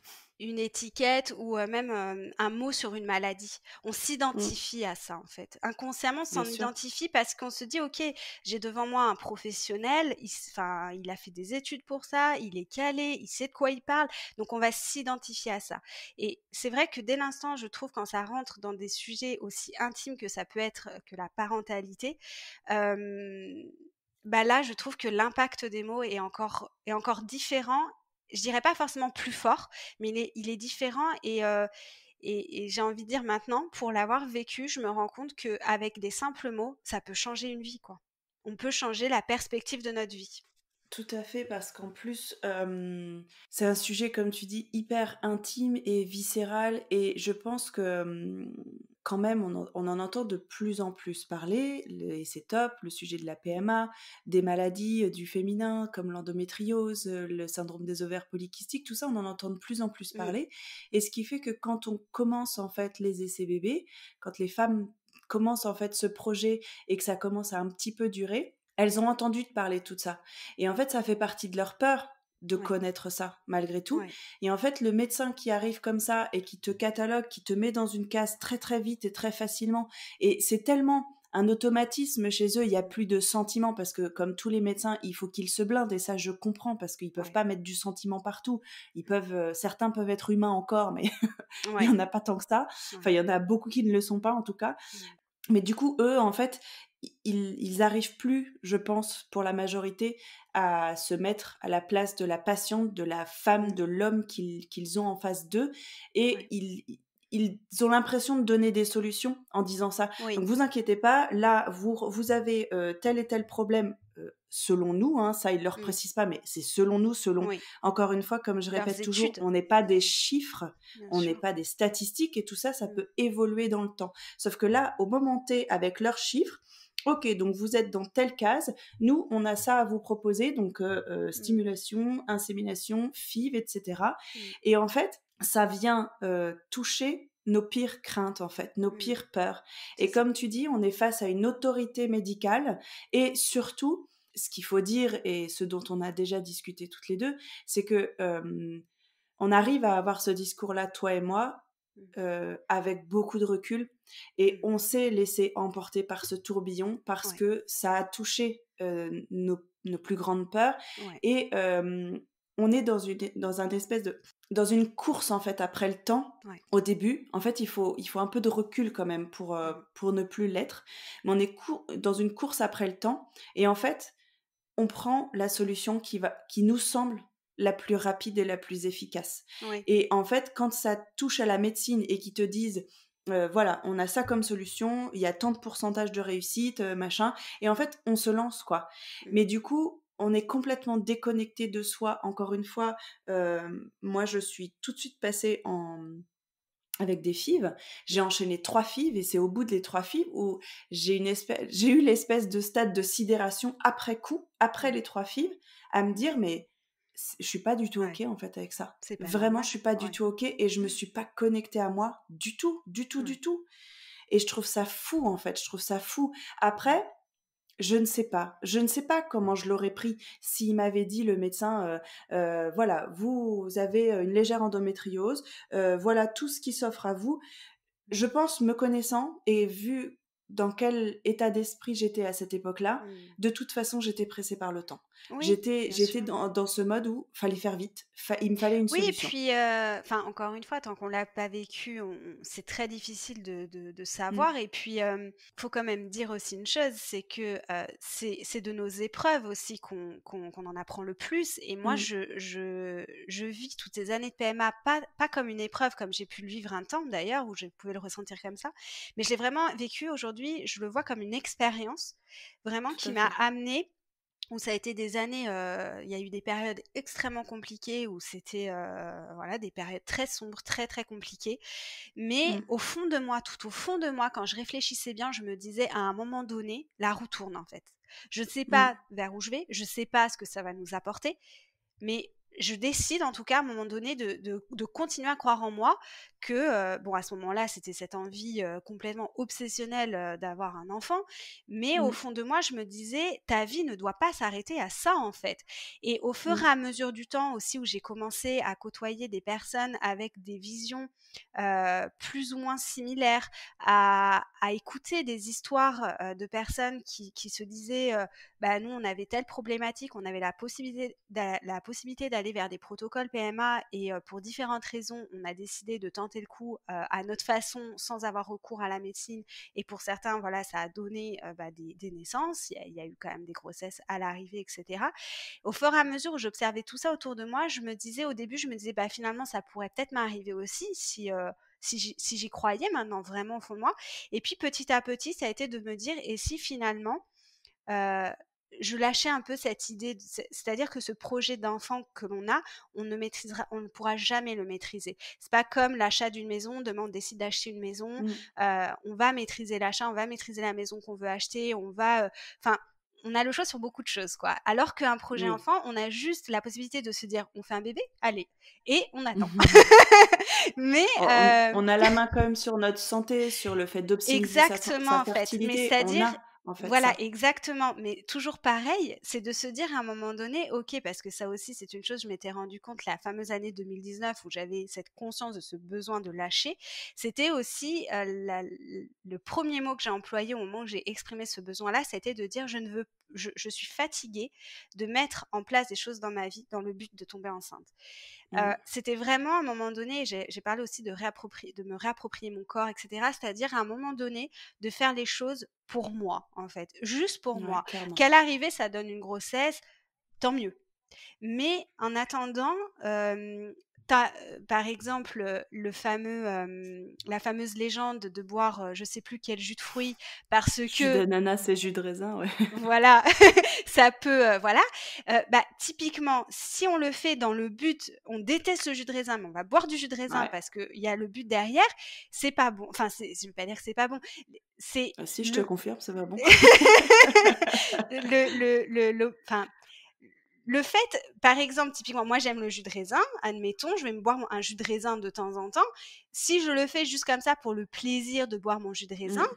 que derrière la grossesse, parce que je sais pas quels sont les bienfaits par rapport à ça, enfin, Il y en de a ce qu'on parle, aucun, OK. je te le dis. Mais en tout cas, en le faisant pour moi, si derrière à l'arrivée ça donne quelque chose, bah, je veux dire tant mieux, mais en attendant, moi je me suis fait plaisir, c'est tout ce qui compte en fait. C'est Par ça. contre, la personne qui déteste ce jus de raisin, qui va aller boire un jus de raisin parce que elle se met dans l'idée que en fait c'est une maîtrise constante des choses et ça faut le dire quand même, nous les femmes, on a quand même plus ou moins la difficulté à lâcher prise la plupart du temps. Et c'est vrai qu'en étant comme ça sur des choses aussi quotidiennes de la vie, ça va être dans notre alimentation, dans tout ça, c'est de se dire ok, donc là en fait, je fais ça parce que derrière, ça va provoquer ça. Et Ouais. je dis pas qu'il faut arrêter avec ses pensées parce que c'est pas possible. En fait, chacun son parcours, chacun son cheminement. Mais moi, je sais que à l'époque où j'étais un peu dans cette vague de me dire, alors si je vais voir un ostéopathe, peut-être que derrière, s'il y a un transfert d'embryon, ça va donner un truc bien. Enfin, c'est qu'en fait, ça devient des habitudes. On se rend même plus compte qu'on est dans ce schéma un petit peu sans fin, dans cette roue là qui s'arrête jamais de tourner. Ouais. Et on finit. Et quand ça s'arrête, on finit complètement étourdi en se disant mais attends, je suis où? J'ai envie de quoi finalement? Qu'est-ce que j'aime? Et là, en fait, tout est en train un petit peu de se relâcher. Enfin, on peut appeler ça un lâcher prise. Enfin après, Mmh. on a toute la notion du lâcher prise différente, mais et là, en fait, se poser, se dire: «OK, maintenant, dès l'instant où, je vais faire ça parce que j'ai juste à cœur de le faire pour moi, parce que je sais ce que ça va provoquer en moi», bah, c'est tout ce qui compte et ce qui en suivra, ben, encore une fois, on n'a pas la maîtrise dessus et si à l'issue c'est une grossesse, ben, c'est tout gagné, en fait, parce qu'en plus de ça, on va aborder la grossesse avec cet esprit au préalable qu'on avait de faire les choses pour soi avec, avec conscience, en voilà, en prenant tous les bénéfices, en fait. Et ça, je pense que, alors quand on est dans un parcours PMA, c'est compliqué parce qu'il y a les échéances, les rendez-vous, Mm, mm, les hospitalisations pour les FIV, c'est compliqué. Mais pour autant, je pense que quand on est aligné avec ça, à côté, tout ce qui peut se passer à côté quand on fait les choses pour nous, parce qu'on entend quand même des couples, des femmes qui suivent des parcours PMA et à côté, bah, qui continuent quand même leur petit train-train de vie normal en fait. Après, bien sûr, il y a des choses qui changent par la force des choses, des traitements, etc. Mais finalement, c'est peut-être la meilleure façon d'aborder tout ça. Pour revenir juste sur les termes, parce qu'il y a quand même aussi une chose, c'est on parlait d'infertilité inexpliquée, du terme infertilité inexpliquée, mais il y avait aussi le terme, et ça on en avait déjà un petit peu parlé, ça a été par rapport à l'AMH, par rapport mm, aux analyses qu'on peut mm, faire mm, aussi, alors que mm. ça soit au moment des bilans de fertilité, que ça soit je crois que c'est tous les 3 mois, on doit refaire nos sérologies quand on est avec les FIV, etc., enfin les protocoles PMA. Et ça aussi, je trouve que c'est un sujet important dans le sens où la fameuse AMH, où Mm. c'est devenu presque chez les PMET, comme on dit, de se comparer un peu Ouais. son AMH et de se dire waouh, moi j'ai un AMH de Ouais, temps. c'est un vrai fléau, c'est un vrai fléau. Et tu vois, j'ai encore eu une consultation dans la semaine Ouais. d'une personne qui me disait que, en fait, elle avait mis comme objectif, difficulté à tomber enceinte, Mhm. à cause d'une insuffisance ovarienne. Et moi, je pose toujours la question: «OK, est-ce qu'on vous a diagnostiqué, en fait, Mhm. l'insuffisance ovarienne?» Et en fait, elle me dit juste: «Non, j'ai fait des sérologies, j'ai reçu mon AMH, la gynécologue était pas prête, enfin, pas disponible pour me l'analyser et donc, voilà, j'ai vu sur internet que c'était très faible et que du coup, j'étais en Ouais. insuffisance ovarienne». Et ça me fait tellement mal au cœur, en fait, à chaque fois, de Mhm. réexpliquer que, d'une, on n'est pas des chiffres, on ne Mhm. s'identifie pas à un chiffre, on ne l'analyse pas tout seul. L'AMH, ça s'analyse pas juste le chiffre tout seul, il y a Ouais. beaucoup d'autres choses à prendre en compte. Ça ne s'analyse pas sur un seul prélèvement. Mhm. Enfin, il y a beaucoup de choses à prendre en compte et le souci, c'est que on le fait toutes quand on a Mhm. des analyses comme ça. En tout cas, moi, je l'ai vécu aussi. Mhm. On va sur Ouais. internet et malheureusement, les gens qui prennent le temps de raconter leurs histoires sur internet, c'est pas les versions positives en fait, Bien parce que sûr. quand on vit des belles choses, c'est assez rare qu'on prenne le temps de les Bien raconter sûr. sur internet en fait. Ouais. Et du coup, on tombe sur les pires versions et on se dit, mon Dieu, et le pire, c'est que ça crée tellement des blocages énergétiques Mhm. où on s'identifie, on se dit, c'est foutu, je peux pas tomber enceinte. Ouais. Et je ne dépends que de la médecine du coup. Et Mhm. vraiment, C'est ça. ça me tient tellement à cœur à chaque fois que Mhm. j'ai ce rendez-vous, je me dis, ouf, j'ai pu au moins rassurer une personne. Ouais. Oui, parce qu'il faut quand Euh, même, mettre en évidence que, l'AMH, ça va venir évaluer, c'est la la réserve quantité, ovarienne. voilà, la réserve ovarienne, mais en aucun cas, ça va évaluer la qualité. Tout à fait, c'est ce que je dis. Et en plus, ça évalue la réserve ovarienne à un instant T. Et oui, même si on nous dit que depuis notre naissance, on a une réserve ovarienne qui ne fait que diminuer, je suis la preuve vivante que ma réserve ovarienne a doublé en quelques Mmh. mois avec une mise en place d'une hygiène de vie particulière. Mmh. Et il y a des choses à faire. Donc une AMH dite basse, déjà ne dit pas que vous êtes infertile, Mmh. puisque les ovocytes peuvent être de très bonne qualité, donc Mmh. peut-être qu'il y en a un peu moins, mais ça ne veut pas dire qu'il y en a plus. Bien sûr. Euh, et en plus, on peut la faire augmenter, on peut la Mmh. moduler en fait. On peut pas non plus faire des miracles, hein. Quand Mmh. on a 40 ans, on peut pas forcément avoir une réserve ovarienne d'une jeune fille de 20 ans. Mmh. Mais de toute façon, les ovocytes, tout ce qu'on veut, c'est que les ovocytes soient de qualité. Et Bien du sûr. coup, l'hygiène de vie, la santé, tout ce que tu peux mettre en place a Ouais. un impact aussi sur tout ça. Et Ouais. encore une fois, ce n'est pas juste un seul chiffre qui va Mmh. déterminer si vous êtes fertile ou pas. Il y a Mmh. tellement plus de facteurs en fait à Mmh. prendre en compte, Bien quoi. sûr. Donc, et c'est vrai que ça me fait vraiment mal au cœur parce que je l'ai vécu aussi et vraiment je me souviens vraiment de ce jour, mais je me Mmh. revois ouvrir la lettre du labo et de voir ce chiffre qui était Ouais. plus bas en fait, qui avait vraiment Mmh. baissé en quelques années. Et tout de Mmh. suite, en fait, tout de suite dans ta tête, il y a tellement de choses qui se passent. Ouais. Tu te dis, oh, je suis vieille, je suis en ménopause précoce. Enfin, c'est des choses Ouais. hyper violentes. Oui. Et ça fait ça crée des traumatismes. Et ça, au niveau émotionnel, c'est vraiment des choses à libérer après et qu'on peut libérer notamment grâce à la thérapie intuitive. Moi, Oui, souvent, en fait, ça revient oui, parce que c'est des espèces d'états de sidération qui créent des blessures émotionnelles, en fait, vraiment, bien sûr. qui créent une cicatrice et Mmh. qui fait qu'on s'identifie à ça et que C'est tout de ça, suite, on se met toute seule, en fait, dans une case infertile c'est ça. et on envoie l'information à notre corps que Oui, ça va être compliqué, c'est bloqué. voire difficile, voire, Mmh. seule la médecine, en fait, peut nous aider. Ouais. Enfin, c'est hyper fort, en fait, Mmh. hyper fort. Je pense que, en fait, avec, tout ce recul maintenant, c'est de me dire, finalement la chose, essentielle, que ça soit quand on démarre un protocole PMA, qu'on commence des essais bébés, peu importe, l'histoire, c'est de toujours avoir en tête que notre vie déjà continue, elle, d'avancer, qu'on C'est a ça. aussi tout un chemin de vie à parcourir et c'est de pas perdre de vue que, même si des fois on en a juste pas l'envie et je me souviens très bien de périodes où j'avais juste pas envie de me dire ça, mais l'importance de faire les choses pour soi et des projets juste, alors ça peut être des projets et des activités, mais qui viennent nous soulager, nous apaiser. Alors oui, c'est ça, ça peut être la thérapie intuitive, ça peut être dans d'autres pratiques, le yoga. Enfin, moi, je sais que je m'étais orientée vers le yoga, par exemple, au début du Mmh, parcours PMA, tout à parce fait. que même si j'avais pas du tout cette notion d'intuition, Mmh, j'étais pas du tout, enfin, la réflexion que j'ai aujourd'hui n'était pas du tout celle que j'avais en 2017. Et c'est bien du coup aussi grâce à tout ce parcours qui m'a amené à ça. Mais c'est vrai qu'à l'époque, malgré que j'avais pas conscience de tout ça, je savais, et c'est ce qui m'avait poussée à me lancer un peu dans le yoga, c'était de me dire, ok, là, tu vas rentrer dans un parcours, tu sais pas trop ce que tu vas vivre, mais là, tu vas avoir besoin d'une petite bulle d'oxygène où en fait, ces séances-là, j'en manquais pas une seule, et à chaque fois, c'était le moment pour moi où j'essayais de faire le vide. Bon, je l'ai jamais totalement fait, mais au moins où en fait, je savais que les choses pouvaient se relâcher.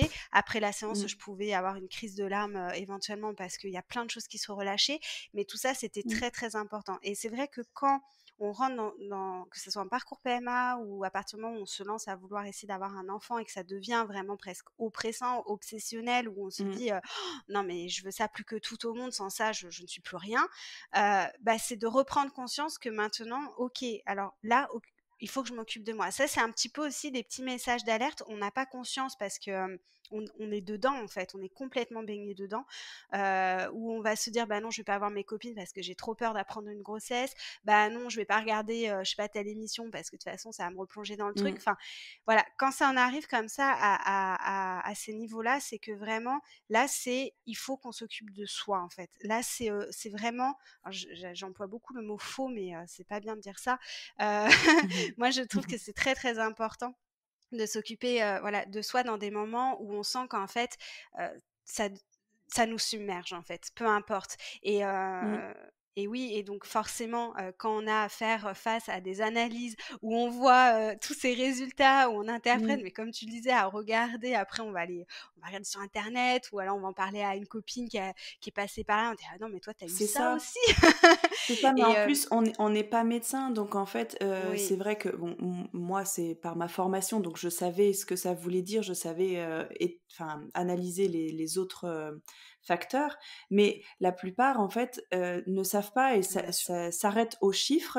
Mmh. Et comme tu dis, en fait, en parlent soit sur les réseaux, soit vont voir sur les blogs, et malheureusement, en fait, on se crée des peurs, en fait, toute Oui. seule parce qu'on n'a pas les bonnes réponses. Et déjà, les médecins ont tendance à nous mettre dans des cases facilement parce que eux aussi, Mmh. malheureusement, en fait, en tout cas moi je le déplore, qu'ils se limitent aux chiffres et aux Mmh. statistiques et que pour moi c'est bien plus complexe que ça. Il y a bien d'autres choses à prendre en compte. Mmh. Euh, que c'est important de passer par la médecine, c'est important de faire les analyses, mais comme on en a déjà discuté toutes les deux, peut-être qu'on ne devrait pas avoir Mmh. la main sur, enfin, on ne devrait pas Mmh. connaître en fait les chiffres de nos analyses, Oui, oui, puisqu'en tout fait à on ne fait. peut pas les analyser toute seule Mmh. en fait.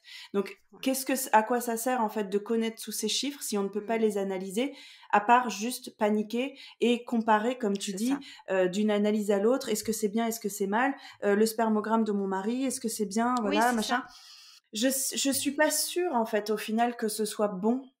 Non, non, moi en fait, je pense que ça nous conditionne beaucoup aussi dans des idées, oui, comme tu disais aussi dans des peurs.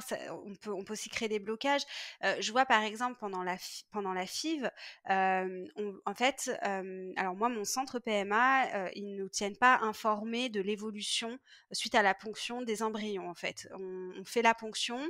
Et 3 jours après, c'est là où en fait on Oui, est convoqué pour le nous transfert. aussi, ouais. Voilà, et c'est ce jour-là où éventuellement ils nous appellent pour nous dire bah il y en a plus, ou enfin voilà. Mm, Et ce jour-là, on apprend l'état des embryons. Et alors mm. typiquement, lors de mes 2 FIV, lors de mes 2 transferts, au moment du transfert, ça a été madame, l'embryon qu'on va vous transférer, il est top, il est top, top, top. Tant mieux, Ouais. hein. Enfin voilà, moi clairement, Oui, je oui. crache pas dessus, c'est top. Enfin voilà, bon Mm. bah résultat, on le connaît. Mais Ouais. à côté de ça, donc moi je me rappelle de ces 2 transferts où je suis repartie en me disant, bah, même enfin, que je le veuille ou non, hein, faut être honnête, Ouais, j'étais ouais. super contente quoi, de dire: «Ouais, Bien OK, sûr. là c'est bon, Bien sûr. soyons confiants». À côté de ça, il n'y a pas très longtemps, je discutais, non, je discutais pas, j'ai vu passer sur Instagram une personne qui expliquait que son médecin avait, au moment du transfert ou la veille, enfin je sais plus, elle a vu contact avec son médecin qui lui avait dit que son embryon était exploitable. C'est Et affreux. franchement, enfin, je ne comprends pas en fait qu'on Je puisse, vois pas l'intérêt. parce que bon, à la limite que tu ailles dire: «OK, madame, votre embryon, il est top, là, on vous transfère quelque chose», voilà.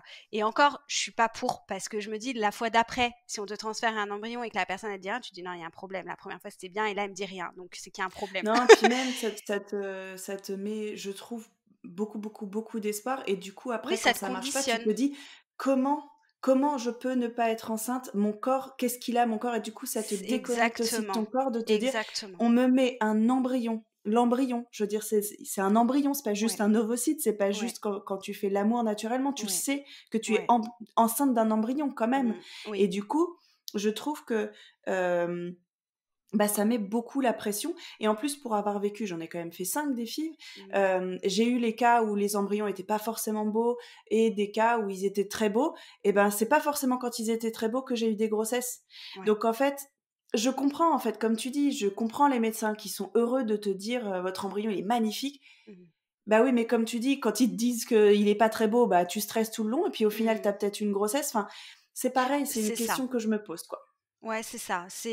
Après que la personne, enfin, j'allais dire que la personne demande, comment ils sont. Bon, en même temps, Oui, c'est c'est légitime. c'est légitime, mais moi typiquement, je sais que j'ai des copines qui sont suivies dans des centres PMA où on leur dit tous les jours, l'évolution de l'embryon, et elles me demandaient, elles me disaient: «Mais est-ce que toi du coup tu as pas la possibilité quand même de leur demander?» Et moi c'est ce que je dis, «Moi Bah, je leur demande pas juste parce que non, je ne veux pas savoir en fait». c'est Moi ça, voilà, moi non plus. mais après je me dis en même temps, je peux aussi comprendre, la personne qui met tellement tous ses espoirs, toute son énergie, tout, enfin, tout quoi, Je qui trouve que ça nous remet dans une forme de contrôle, tu vois? oui, tout à Parce fait, que ouais. en Mmh. plus, une forme de contrôle, mais sur laquelle on n'a pas la main, la Bien maîtrise, sûr. puisque de toute façon, quoi qu'il se passe, en fait, ton Mmh. embryon, une fois qu'il y a la ponction et qu'ils ont été mis en contact, Oui. les ovocytes avec les spermatozoïdes,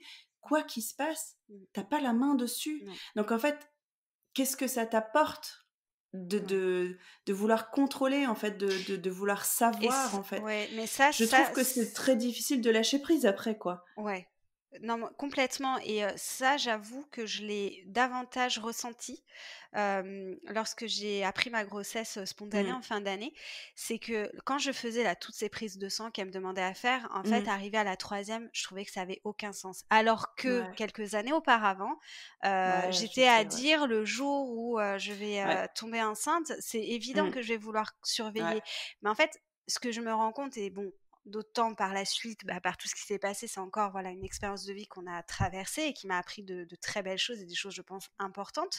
C'est de me dire, effectivement, et ça revient exactement à ce que tu dis, c'est-à-dire, on ne peut pas être dans toute cette maîtrise. C'est-à-dire que les taux, à un moment donné, bon, de toute façon, à un moment donné, on ne peut plus faire de prise de sang parce que ça ne signifie, Ça ne les veut plus taux ne rien dire, ouais. signifient Mmh. plus rien. Donc après, une fois que tu as passé le cap prise de sang, c'est le cap échographie. Mais là, c'est pareil, en fait. C'est-à-dire que tu peux faire X échographies pendant X temps, si à un moment donné quelque chose de grave doit se passer ou pas, peu importe, Là, c'est les ça. choses se passent en fait. Ouais. Et sur la vie, on n'a aucune maîtrise. On ne peut pas avoir Mmh. cette maîtrise. C'est pour ça que je donnais Mmh. l'exemple tout à l'heure, par exemple, de l'achat de la maison. Ça peut être aussi l'achat d'une voiture, d'un projet de voyage, peu importe. C'est que il y a toujours une part, il y a toujours quelque chose on ne maîtrise pas, c'est sûr, mais sur l'ensemble, on peut quand même plus ou moins, voilà, prévoir, voilà. Il y a plein de choses qu'on peut mettre Oui. en œuvre, en place pour Mmh. acquérir quelque chose dans notre vie.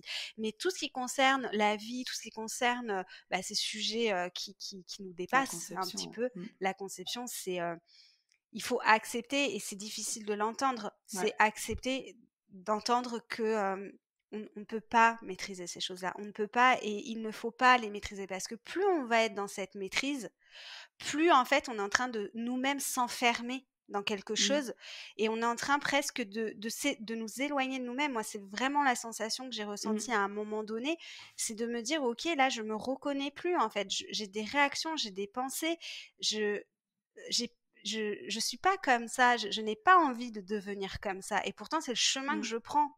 Et, Mmh. et c'est là où je pense aussi ce qui a son importance, c'est l'entourage. Ça va être effectivement les accompagnements éventuellement qu'on va choisir d'avoir à côté, Mmh. mais c'est l'entourage, c'est les différentes discussions qu'on peut avoir avec différentes personnes. L'idée, c'est pas de se dire demain, moi, j'en ai marre de souffrir de cette maîtrise, de toujours vouloir avoir l'impression de pas pouvoir lâcher prise, et du coup je vais être qu'avec des gens qui vont être que dans le lâcher prise et qui vont non, parce que l'idée c'est d'avoir cette mixité aussi. Moi je trouve que c'est très très riche et très intéressant d'avoir toute cette mixité autour de soi, de se rendre compte d'une personne face à la même situation, comment elle va la vivre, comment elle va appréhender tout ça. Et c'est ça qui Mmh. nous élève, c'est ça qui nous, c'est l'échange, c'est le soutien avec les autres, c'est Après, je pense la que base, quoi. ouais, je pense que ça prend du temps parce que voilà, encore une fois, on a du Ouais. recul, on a des Oui, années derrière nous oui, bien sûr. et je sais que je me souviens de chaque, étape, chaque Ouais. déclic. Tu vois, là, Mmh. ça me faisait penser à, cette fameuse, chambre, bébé quoi, que j'avais, depuis des Oui. années et des années et que je passais devant et que c'était, Mmh. en même temps la chambre d'amis, la chambre à carton, mais la chambre à bébé et que en Ouais. gros, elle était figée, Oui. à une époque en fait Mmh. mais elle te dit que elle te projette dans le futur, dans ton futur hypothétique sur lequel t'as pas la main, t'as pas le contrôle, Mmh. et en même temps, elle te rappelle toutes les années depuis le temps que Mmh. tu attends, Ouais. euh, les années qui, voilà, d'attente, de souffrance, de peine, de montagne russe, et en fait, ça cristallise tellement d'émotions, pas forcément positives, puisque t'es pas au présent. Et si, Ouais. quand tu regardes cette chambre, au présent, elle est vide. Oui. Et en fait, c'est hyper violent et du coup, c'est vrai que, j'avais besoin en fait de cette pièce-là. Je l'ai pas réfléchi, Mmh. je l'ai pas conscientisé et c'est juste un jour où je me suis dit: «Ça y est, ça m'étouffe en fait. C'est Ouais. plus possible en fait. Je veux plus de ça, je veux plus de Mmh. ça» et c'est des déclics et c'est vrai que pour celles qui nous écoutent, c'est pas arrivé du jour au lendemain. Nous aussi, on est Mmh. passé par toute une phase, vraiment obsessionnelle, vraiment où ça prenait toute la place dans notre vie Totalement. et c'est pas je pense que c'est très difficile à expliquer, Ouais. heu, le stade où on est aujourd'hui, le vrai lâcher prise, hein, vraiment concrètement, on en est là toutes les 2, Mmh. où on est vraiment, en tout cas moi je vais parler pour moi, Mmh. tellement plus sereine et apaisée Ouais. au quotidien, Mmh. tellement plus connectée à notre joie, à notre bonheur, à notre vie au présent. Oui. Heu, mais ça a demandé du temps, ça a demandé des prises de conscience, ça a demandé Mmh. pour moi en tout cas pas mal d'accompagnement, Mmh. des déclics, des décisions, voilà, ça prend du temps, mais c'est Mmh. vraiment possible et et Oui, tout chacun y à va un fait. petit peu à son rythme, C'est quoi. Et puis ce qui est vraiment, je dirais, essentiel, c'est, d'aller au bout de chacune de ces étapes. Mmh. Parce que, c'est vrai, je repense à je dirais en milieu de parcours, quoi. Je dirais grosso modo il y a 2 ans et demi, à un moment donné, je me faisais la réflexion de me dire: «Qu'est-ce que j'aimerais revenir à nos tout débuts quand on essayait d'avoir Ouais, un enfant?» Où il y avait, enfin, l'insouciance, ouais. voilà, c'est vrai qu'on Mmh. on a fait partie de de ce type de personnes à être très, avoir les choses très légères, très, enfin, et des fois de me dire ça, de me dire: «J'aimerais retrouver cette sensation de légèreté», où finalement, qu'est-ce qui était important pour moi à ce moment-là, en fait, essayer de me rappeler. Et au bout du compte, aujourd'hui, je me dis heureusement que je reviens pas en arrière et parce que ce serait trop dommage. Mais ce que je veux dire vraiment par là, c'est qu'en fait, à chacune de ces étapes, vraiment de les vivre jusqu'au bout. C'est-à-dire que de ressentir de la jalousie face à une annonce de grossesse, et pas forcément la jalousie, des fois ça peut être un malaise, ça peut être ce sentiment ouais, de pas bien, juste l'accueillir en fait. On va pas forcément Oui, pas accepter culpabiliser. mais voilà, c'est ne pas culpabiliser, juste accueillir ce qui arrive. OK, très bien, face à ça, je me sens comme ça. OK, très bien. Je le prends, je le mets là, en moi, quelque part. Et ça, à un moment donné, ça va porter quelque chose jusqu'au jour où il va y avoir peut-être, comme tu disais tout à l'heure, des déclics. Ce déclic, à un moment donné, de se dire, moi, face aux annonces de grossesse, c'est typiquement ce qui s'est passé. Où un jour, en fait, c'était la énième annonce de grossesse que j'apprenais. Et ce jour-là, j'ai eu ce déclic en me disant, j'en ai marre. J'en ai marre de ressentir ça face à ces annonces-là. J'ai envie de profiter de ça avec la personne qui vient de m'annoncer sa nouvelle. J'ai envie d'en parler sans avoir cette espèce de poids, de boule dans la gorge, non, je veux arrêter ça. Et ce jour-là, j'ai compris que ça allait demander du temps pour y arriver. Mais j'ai mis en place des actions. C'était des petites choses toutes bêtes. Pour moi, c'est passé beaucoup par l'écriture, Tout à fait. voilà, par différentes pratiques Des à côté, rituels, des choses etc., comme des ça, ouais. rituels, exactement. Et, ça a pris du temps. Je pense qu'entre le moment où j'ai pris conscience de ça, où j'ai le déclic et le moment où j'y suis arrivée, il s'est passé quand même un bon nombre de mois. Mais Oui. pendant tout ce temps-là, je j'ai su m'observer et c'est ça qui est très intéressant, c'est quand on est dans ces phases un peu de déclic, c'est qu'on a ce sentiment de d'un coup on a l'impression enfin on avance un peu et ça il faut dire que quand on a cette sensation-là, mais enfin on y gagne tellement et à un moment donné, ça nous amène au bout d'un chemin pour en commencer un nouveau, mais dans lequel en fait on va être juste, comme tu le disais tout à l'heure, dans ce sentiment de sérénité, de se Ouais. dire aujourd'hui c'est ok, c'est j'accueille, mais j'accepte aussi en fait ce qui se passe. Et l'acceptation, Ouais. pour le coup, c'est, je pense, le résumé de tout un parcours PMA, par exemple, de se dire ok, on commence au début, on sait pas trop où on va, on vit tout ce qu'on a à vivre et on arrive au bout de ce chemin en se disant ok, maintenant j'ai vécu tout ça, il s'est passé tout ça, voilà la suite, voilà ce que je mets devant moi, c'est ok en fait, juste. Ouais, et puis ce que je suis en train de me dire, c'est que chacun des déclics, en fait, c'était à chaque fois quand moi, je me retournais vers moi. C'est-à-dire que c'était pas en lien avec ce projet bébé, c'était Mm, en lien avec moi, ce que je ressentais, ce que je n'étais plus d'accord de ressentir en fait.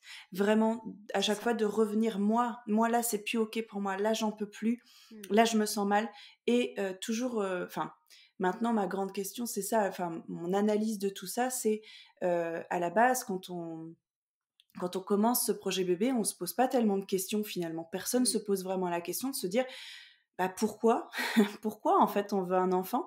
ouais. Parce que c'est tellement naturel qu'on se jette à corps perdu et que bah, c'est la suite logique en fait et on le sait qu'on veut un bébé et c'est tout point, on cherche pas Mhm. plus loin. Et du coup en fait quand on vit tout ça, tous ces parcours chaotiques en fait et difficiles, Ouais.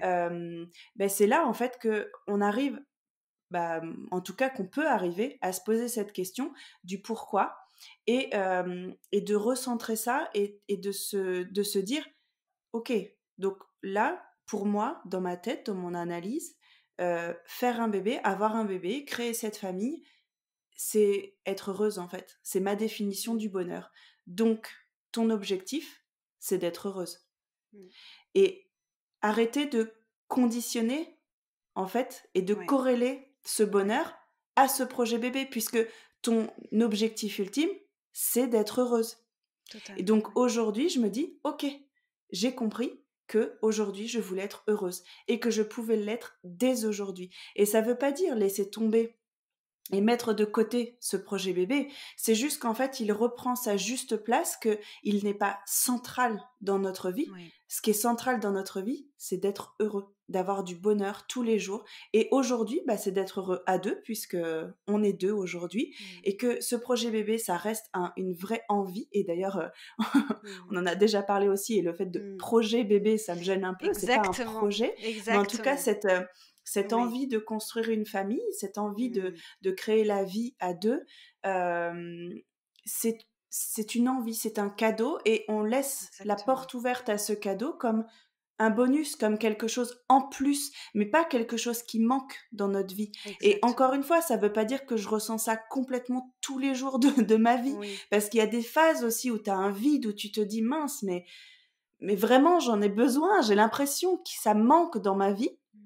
Mais la très grande majorité du temps, tu savoures ta vie au quotidien en te disant: «Oui, j'arrive à être heureuse Oui, aujourd'hui» et si cet enfant, il vient, ce sera que du plus, ce sera c'est pas ça. combler quelque chose. C'est ça. C'est vraiment la prise de conscience que j'ai eue au début de cette année, de me rendre compte qu'en fait, l'arrivée d'un enfant dans une vie, c'est un cadeau de la vie et que je te rejoins complètement sur cette réflexion de se dire qu'à un moment donné, pourquoi avoir tant ce besoin d'aller chercher cet enfant pour venir finalement, je dirais quelque part, combler quelque chose en C'est nous ça.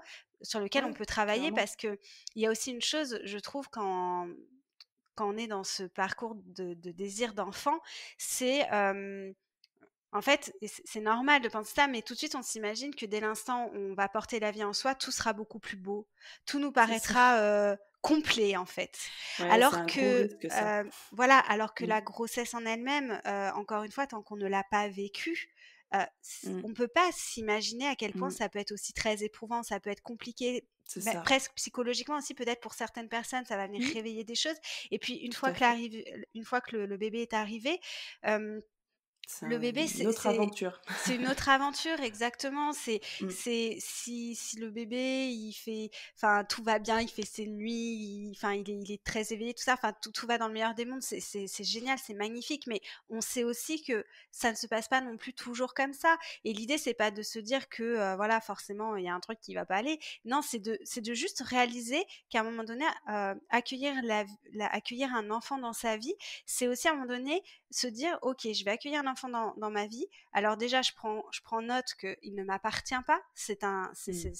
C'est un être qui va avoir besoin, heu, d'un D'être guide guidée. quelque part, Mmh. voilà, tout au long de sa vie. Je fais le choix aujourd'hui d'être son guide et de pouvoir Mmh. essayer de l'amener au mieux Sur dans son sa chemin vie de vie, ouais. avec, voilà, avec, les moyens que je pourrais mettre en œuvre. Mais ça implique aussi à un moment donné ce changement forcément qui va se produire en nous-mêmes, que ça soit dans notre vie de femme, que ça soit dans la perspective de projets de vie divers et variés. Euh, c'est voilà, c'est pas uniquement se dire c'est trop beau, il faut que je vive ça, c'est la suite logique. Mmh. C'est juste à un moment donné prendre le temps. Ok, là j'essaye de avoir un enfant, ça n'arrive pas. Alors effectivement, on va faire ce petit travail d'introspection en soi, se dire: «OK, alors comme tu l'as très bien dit, pourquoi ce désir il est aussi présent? Pourquoi j'y pense autant?» Mmh. Et c'est venir comme ça petit à petit, combler les trous comme ça, et c'est vrai que pendant toutes ces années, en toute sincérité, moi je le répète très souvent, je me suis souvent dit que je me sentirais être une femme accomplie le jour où Mmh. j'aurais mis au monde, mon enfant. Ouais. Et ce que j'ai réalisé avec toute l'aventure de vie qu'on a vécue sur cette fin d'année, ça a été de réaliser que finalement j'étais déjà cette femme accomplie Mmh. depuis déjà quelque temps et que, je reviens à ce qu'on venait de dire, c'est, cette petite vie qui peut venir dans notre vie, ça sera un bonus, un cadeau. Mais en attendant, à présent, en tout cas, nous, on fait le choix de construire notre vie sur une autre perspective, sous un autre angle et pourtant aujourd'hui qui nous amène, tellement aussi de bonheur. C'est un autre Mmh. bonheur, mais ça nous élève. Ça nous élève, Mmh. ça nous éveille sur beaucoup de choses, ça nous renforce Oui. aussi énormément parce que c'est aussi un parcours pour le couple. Mais Oui et puis la vie est tellement plus douce, tellement plus c'est ça. douce. Mmh. Ça prend tellement de place en fait dans notre Mmh. tête, dans notre cœur. Voilà, cette peine, cette tristesse, ça prend de la place dans le couple aussi Oui, parce que bah, la personne qui partage notre vie ne le vit pas forcément comme nous et du coup c'est ça. ça met une chape de plomb quand même beaucoup Mmh. sur beaucoup de sujets dans notre vie au final. Mmh. Et c'est vrai que moi je me sens beaucoup plus libérée Mmh. et légère aujourd'hui en ayant cette vision des choses en fait, en ayant ce Ouais. recul et encore une fois, hem, le notre but n'est pas de dire que la vie est toute rose et qu'on n'y pense plus du tout. Mmh. Pas du tout, j'y pense presque quotidiennement, je pense. Je Ah oui. n'analyse plus. C'est je saurais même pas dire, si tu veux. C'est juste que Ouais. ça reste une envie, tu vois? Mmh. Ça reste une discussion qu'on a de Mmh. temps en temps, mais ça reste une projection de Ouais. notre vie potentielle, si tu veux. Mais il y a beaucoup de projections qu'on peut faire dans notre vie. Peut-être qu'un Bien jour, sûr, on aura une maison avec une piscine, peut-être qu'un bien jour, sûr. Mais oui. on voyagera je ne sais où, et Mmh. c'est au même niveau pour moi, si tu veux. Ouais, C'est tout à arriver fait. enfin au même niveau. C'est-à-dire que, c'est un vrai souhait qui me rendrait heureuse, mais qui ne conditionne plus mon bonheur. Mmh. C'est ça. Si Mmh. si si ça arrive, ça sera une forme de bah, ça sera juste une Une belle nouvelle nouvelle vie, aventure, en voilà, fait. C'est ça. exactement. C'est juste que, comme tu disais, c'est que je pense qu'avec le recul, et moi, je pense que j'en ai pris conscience très, très tôt, dans notre parcours, Mmh. c'est qu'on est très, très conscient de ce que ça implique, malgré tout, de créer une famille, Mmh. et que c'est vraiment pas tout rose. Ouais. Et ça, par contre, j'ai jamais idéalisé, Mmh. cette partie-là, et je suis consciente aussi des difficultés que ça peut Mmh. amener. Et du coup, bah, comme tu dis, ce sera une merveilleuse nouvelle, Mmh. avec tout son lot de difficultés, parce qu'en plus, je pense que si tu idéalises beaucoup, Mmh. tout ça, comme tu disais, je pense que tu fermes les yeux sur la réalité, Oui. telle qu'elle est, et tu risques de tomber d'encore plus haut en te disant: «Je l'ai Mmh. tellement voulu cet enfant, Ouais. heu, et j'en souffre aujourd'hui, en fait». Parce Mmh. que je suis vachement déstabilisée, parce que c'est quelque chose auquel je m'étais pas préparée, en fait, de Mmh. vivre ça. Et c'est vrai que des fois, on peut lire des femmes, qui critiquent un peu les mères qui se plaignent d'être fatiguées, et cetera, et qui disent, «Non mais moi j'en rêve, en fait, d'avoir un bébé qui pleure toute la nuit». C'est Mmh. faux. Mmh. C'est faux, parce que personne ne rêve de ne pas dormir, Bien sûr. parce que c'est quelque chose, c'est un moyen de torture, en fait, hein, Mmh. le manque de sommeil. Mais c'est vrai, en plus, c'est un moyen de Ouais. Ouais, torture pour, ouais, non, c'est clair. les espions ou je sais pas quoi. Hem, donc c'est vraiment quelque chose de Mmh. physiquement très compliqué de ne pas dormir, et c'est agréable pour personne de voir son enfant pleurer et de ne pas savoir le calmer, de ne pas Bien pouvoir le sûr. calmer. Ça te tord le ventre, ça te vient te chercher au Mmh. fond de tes tripes. Personne n'a envie de ça, en fait. Donc, c'est juste être consciente que, heu, on a envie de vivre cette belle aventure, hem, mais c'est une aventure. Oui, C'est c'est pas ça, quelque c'est chose qui va changer notre vie et qui va nous apporter un bonheur, inconditionnel. C'est non. mmh. Moi, je sais que j'idéalisais beaucoup la grossesse, par contre, Mmh. et c'était une vraie envie, comme tu disais, c'était comme un passage initiatique que je voulais vivre, si je le vivais pas, en fait, j'avais l'impression de louper quelque chose dans ma vie. Et Ouais. c'est vraiment avec le recul, avec la prise de, enfin avec, des discussions avec différents thérapeutes, que j'en suis Mmh. venue à vraiment me poser cette question, et à me rendre compte, en fait, de la place que ça avait pris, et en essayant d'être un petit peu plus objective sur ça, et de me dire: «Pourquoi j'en ai tant besoin, en fait? Qu'est-ce Mmh. qui me manque dans ma vie?» Et exactement comme toi, de me dire: «Mais non, mais heu, je n'ai pas besoin de passer par la grossesse pour me sentir complètement accomplie, et Mmh. non, je ne passerai pas à côté de quelque chose. Évidemment que c'est une merveilleuse aventure que j'ai envie de vivre, Mmh. mais comme plein d'autres choses dans ma vie, et ça veut pas dire que je vivrai toutes les aventures que j'ai envie de vivre. Oui et puis je pense que, comme tout dans la vie, chaque choix a ses conséquences. C'est pas un terme péjoratif, c'est vraiment dans le bon sens, dans le sens où, par exemple enfin, avec une amie qui, on discutait parce qu'elle n'a jamais eu d'enfant et elle me disait typiquement, aujourd'hui, je sais pourquoi je n'ai jamais souhaité avoir d'enfant.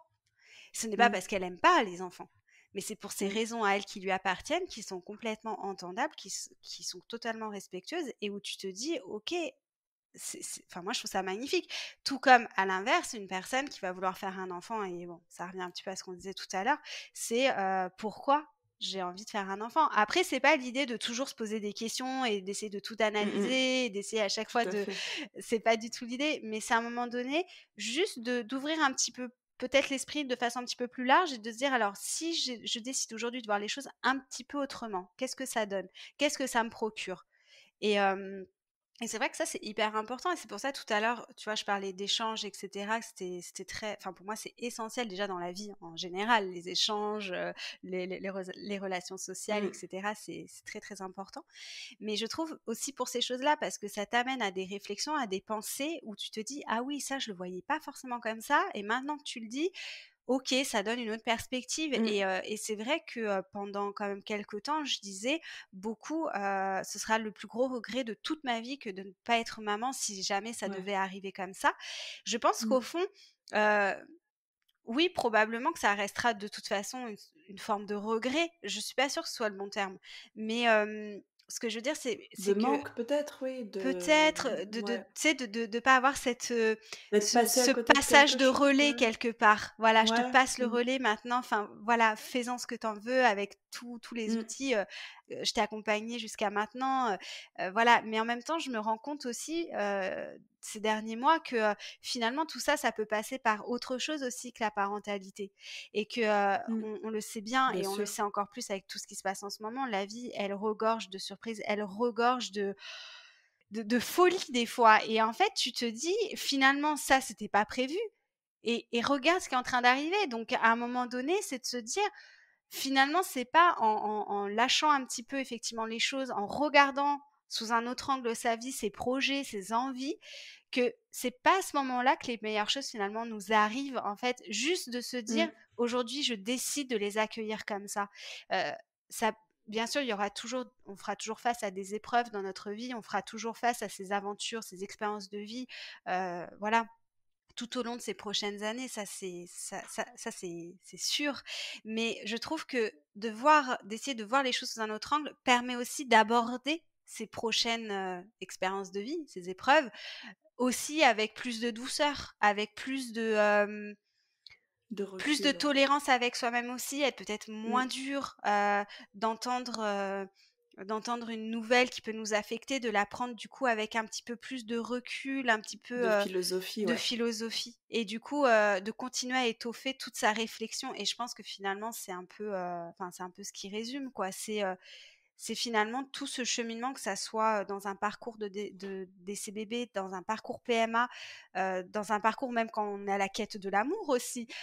Tout ça, Mm. c'est finalement ce qui nous rend encore plus forts aussi, forcément sur le bout du chemin, mais aussi qui nous rend encore plus euh, le terme là, comment on dit le fameux terme. Résilient. Oui, c'est ça en fait, c'est authentique. À la fin, tu Mm. finis, enfin, à partir du moment où tu perçois enfin de toi ce qu'il y a vraiment en toi, où Mm. tu as plus cette impression d'être infidèle à toi-même quelque part. En fait, juste de te Mm. dire: «Là, je suis moi, en fait. Là, ce que je te montre, c'est moi» et bah, voilà, en fait, le chemin là, il est beau, quoi. Là, il y a Ouais, eu un sacré parcours clairement. parce que tout ça, on nous l'apprend pas à l'école, hein. On l'apprend pas, et peut-être que dans un sens, on devrait aussi, à un moment, aux jeunes générations, les amener un petit peu à ces phases de réflexion sans que ça soit non plus, hyper, rébarbatif et lourd et tout ça, mais juste de prendre ce temps: «OK, j'en suis là et qu'est-ce que j'en fais?» C'était pas forcément le chemin que la société me demandait de prendre, mais moi, qu'est-ce Mm. que ça me procure? Qu'est-ce que ça me fait? Et si je tente le coup et si ça marche pas, qu'est-ce qui se passe? Et C'est ça, c'est que, encore une fois, c'est pas se culpabiliser parce que mmh, on se culpabilise très facilement pendant ce genre de parcours, je trouve. On se trouve toutes ouais, les excuses du monde pour se culpabiliser et dès mmh, que on entend des choses qui nous brusquent un petit peu, qui nous secoue un petit peu en fait, on a vite fait en fait de culpabiliser, c'est vrai. mmh, Et je l'entends beaucoup et c'est vrai que c'est des sujets qui sont complexes en fait à aborder parce que suivant les sensibilités, les blessures, les histoires de chacune mmh, et de chacun, voilà, il y a certaines personnes qui pourront te dire ouais mais enfin là du coup c'est je suis responsable, je suis coupable et c'est dans ma tête, etc. mmh, Mais s'interroger sur le pourquoi, sur ce qu'on ressent, sur la finalité en fait de tout ça, c'est juste reprendre le pouvoir et sa responsabilité et la main sur son bonheur, en fait, sur juste son épanouissement. Et je comprends, en fait, que... En fait, ça fait peur de se poser cette question sur du pourquoi on a envie d'un enfant, parce qu'il y a une part de nous qui a peur de découvrir qu'en fait, on Oui. le veut pas vraiment, je pense, tout simplement, qu'on Oui a peur de ou ouais, certaines ou choses. pas pour les bonnes raisons. euh, Ouais. ouais, bah après, bon, Mmh. il y a, j'allais dire, les bonnes raisons, en fait, elles appartiennent à chacun. Donc, Oui. une bonne raison pour quelqu'un peut être une mauvaise pour quelqu'un d'autre. En fait, il n'y a pas de jugement de valeur, hein. Mmh. Je sais bien que tu le dis pas non plus dans ce sens-là. Oui, oui, oui. Oui, je Euh, parlais par exemple dans le type d'exemple, quand l'enfant de la dernière chance, quand un couple est vraiment ouais, sur oui, la bon, sellette ça, c'est sûr. et puis on tente quand même Après, voilà, de c'est, tenter encore l'enfant, une mais fois, ouais, je suis d'accord. ça Ça reste leur très appartient, mais personnel. Ouais, effectivement, c'est, ouais, en tout cas, d'extérieur. ouais. Effectivement, nous, on a une vision où on se dit c'est un peu dommage, mais en même temps, c'est leur chemin, Oui, c'est leur totalement, parcours, quoi. totalement. Mais c'est vrai que c'est vraiment juste, ça fait partie de ce qui est en notre pouvoir, en fait, ce qui nous Ouais. appartient. On a la main sur notre bonheur, sur la Mmh. façon dont on vit tout ça. En fait, c'est Ouais, l'une des seules choses, en fait, sur laquelle on a la main. C'est la ouais, façon dont on vit tout ça et ce qu'on va décider de mettre en place. Alors oui, encore une fois, il y a des clés pour être acteur de son ouais. parcours, pour prendre en main sa santé et sa Mmh. fertilité, Mmh. et ça a un impact sur soi-même, mais aussi sur ses futurs enfants. Donc c'est Ouais. indispensable, et je vais pas dire le contraire puisque Ouais. c'est ce que je transmets comme information. Donc en fait, c'est important de se dire je fais mon maximum, je fais au mieux. Ça, je sais que en fait, je fais tout ce qu'il faut. Reprendre en fait la main aussi sur son corps, sur le Mmh. fonctionnement de son corps, comme tu dis, analyser ses cycles. Si, bah, d'après nous, en fait, il y a peut-être un petit déséquilibre qu'il est Mmh. possible de rééquilibrer en fait avec des méthodes naturelles ou avec la médecine si ça nous parle, il n'y a aucun Mmh. souci. Euh, voir si on a une maladie du féminin. Et ça aussi, il y a plein de choses à mettre en place Mmh. pour rééquilibrer. En fait, à chaque fois, c'est des messages que notre corps nous envoie. Donc, c'est juste se reconnecter à son corps en disant, OK, quel est le message? Qu'est-ce que tu veux me faire comprendre, en fait? Mmh. Que ce soit d'un point de vue physique, mais d'un point de vue émotionnel aussi. Et c'est vraiment un cadeau, je trouve, ce Ouais. temps et ces parcours, même Ouais. si je ne souhaite ça à personne. Et évidemment, je souhaite Bien à tout le monde sûr. qu'il soit le plus court Mmh. possible, mais c'est un vrai cadeau de reconnexion à soi et de vraiment Ouais. se dire mon corps est intelligent et il avance pour moi là, dans Ouais. le sens de mon bonheur. Il fait tout au mieux et en fait, quand il me passe des messages comme ça, c'est qu'il y a quelque chose à en comprendre en Ouais. fait. Et c'est vraiment comme ça que je le vois moi et c'est ça qui m'a vraiment aidé et qui a tout Ouais. changé dans mon parcours. C'est à chaque fois maintenant que je ressens quelque chose physiquement, émotionnellement, Mmh. c'est d'aller creuser et d'écouter, vraiment de se mettre à l'écoute de soi-même. Et c'est vrai, comme tu dis, que ça devrait être naturel pour tout le monde dès notre petite enfance Mmh. de savoir faire ça, parce que pour tous les événements de notre vie, ça sert en fait pour Ouais. n'importe quel stade de la vie, Ouais. de juste se mettre à l'écoute de soi-même et de se dire, ok, qu'est-ce que ça vient chercher chez moi? Qu'est-ce que Mmh. ça vient titiller? Pourquoi en Mmh. fait j'en suis là? Pourquoi je vis ça? Qu'est-ce que je peux faire Mmh. pour changer les choses en fait? Parce qu'on a un vrai pouvoir en fait sur Ouais. notre vie. Et voilà ce que ce parcours nous aura appris en tout cas. Ouais. Ouais, totalement, c'est ça, c'est l'écoute de soi, et du coup, c'est aussi dans le couple parce que c'est vrai que c'est des parcours où, bah, Tout à le fait. couple, il est quand même, aussi malmené, par Mm. moment, et c'est vrai qu'à partir du moment où on arrive à revenir un peu à cette écoute de soi, il y a aussi l'écoute de l'autre qui est complètement différente aussi, en fonction aussi des couples, en fonction, dans la communication dans laquelle on peut être ou justement peut-être qu'il en manque, et du coup, à partir de ce moment-là, c'est, arriver à se dire: «OK, aujourd'hui, voilà, typiquement aujourd'hui, j'aurais besoin de ça ou d'entendre telle chose.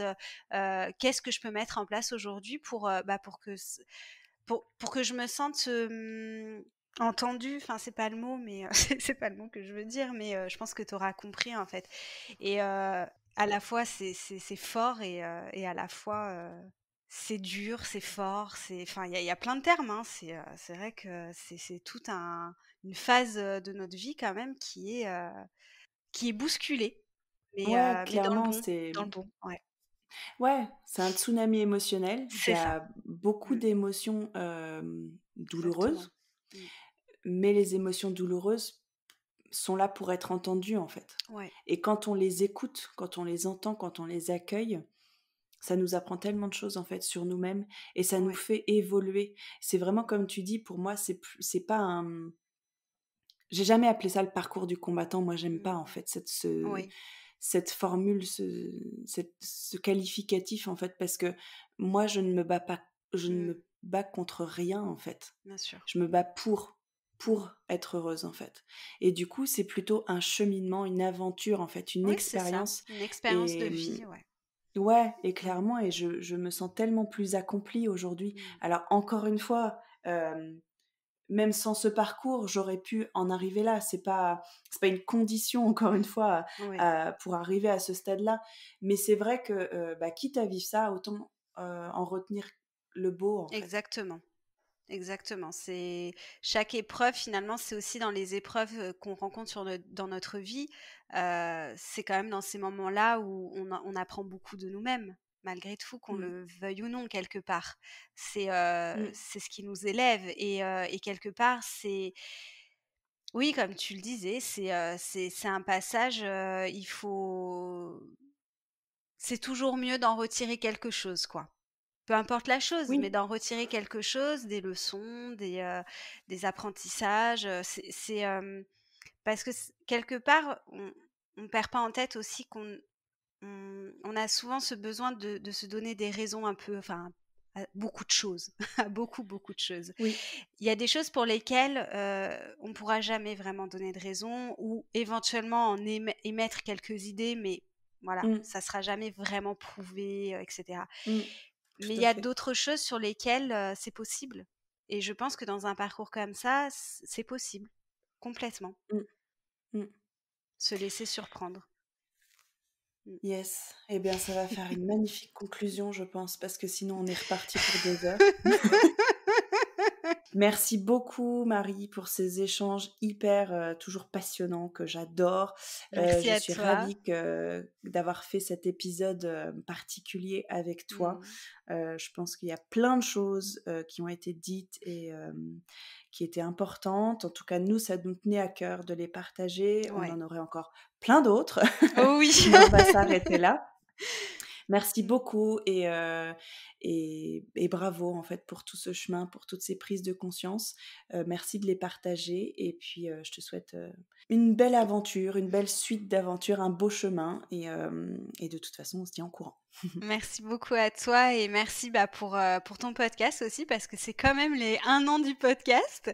Donc Ouais. ouais, merci beaucoup d'ouvrir la parole comme ça, et de nous permettre, à chacune, de nous exprimer, et d'entendre, tous les témoignages. C'est juste formidable. Donc merci aussi beaucoup pour ton travail.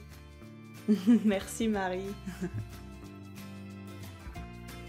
Merci de nous avoir écoutés. J'espère que cet épisode vous a plu et si c'est le cas, n'hésitez pas à le partager sur Instagram en taguant le compte Serendipity le podcast. Si vous souhaitez vous aussi témoigner, vous pouvez m'écrire sur mon site www.melanie-esnar.com ou via mon compte Insta, je serai ravie d'échanger avec vous. Enfin, si vous souhaitez me soutenir, vous pouvez écrire un commentaire et mettre des étoiles sur votre appli de podcast préféré. C'est la meilleure manière de donner de la visibilité au podcast. Prenez bien soin de vous et on se retrouve dans 15 jours.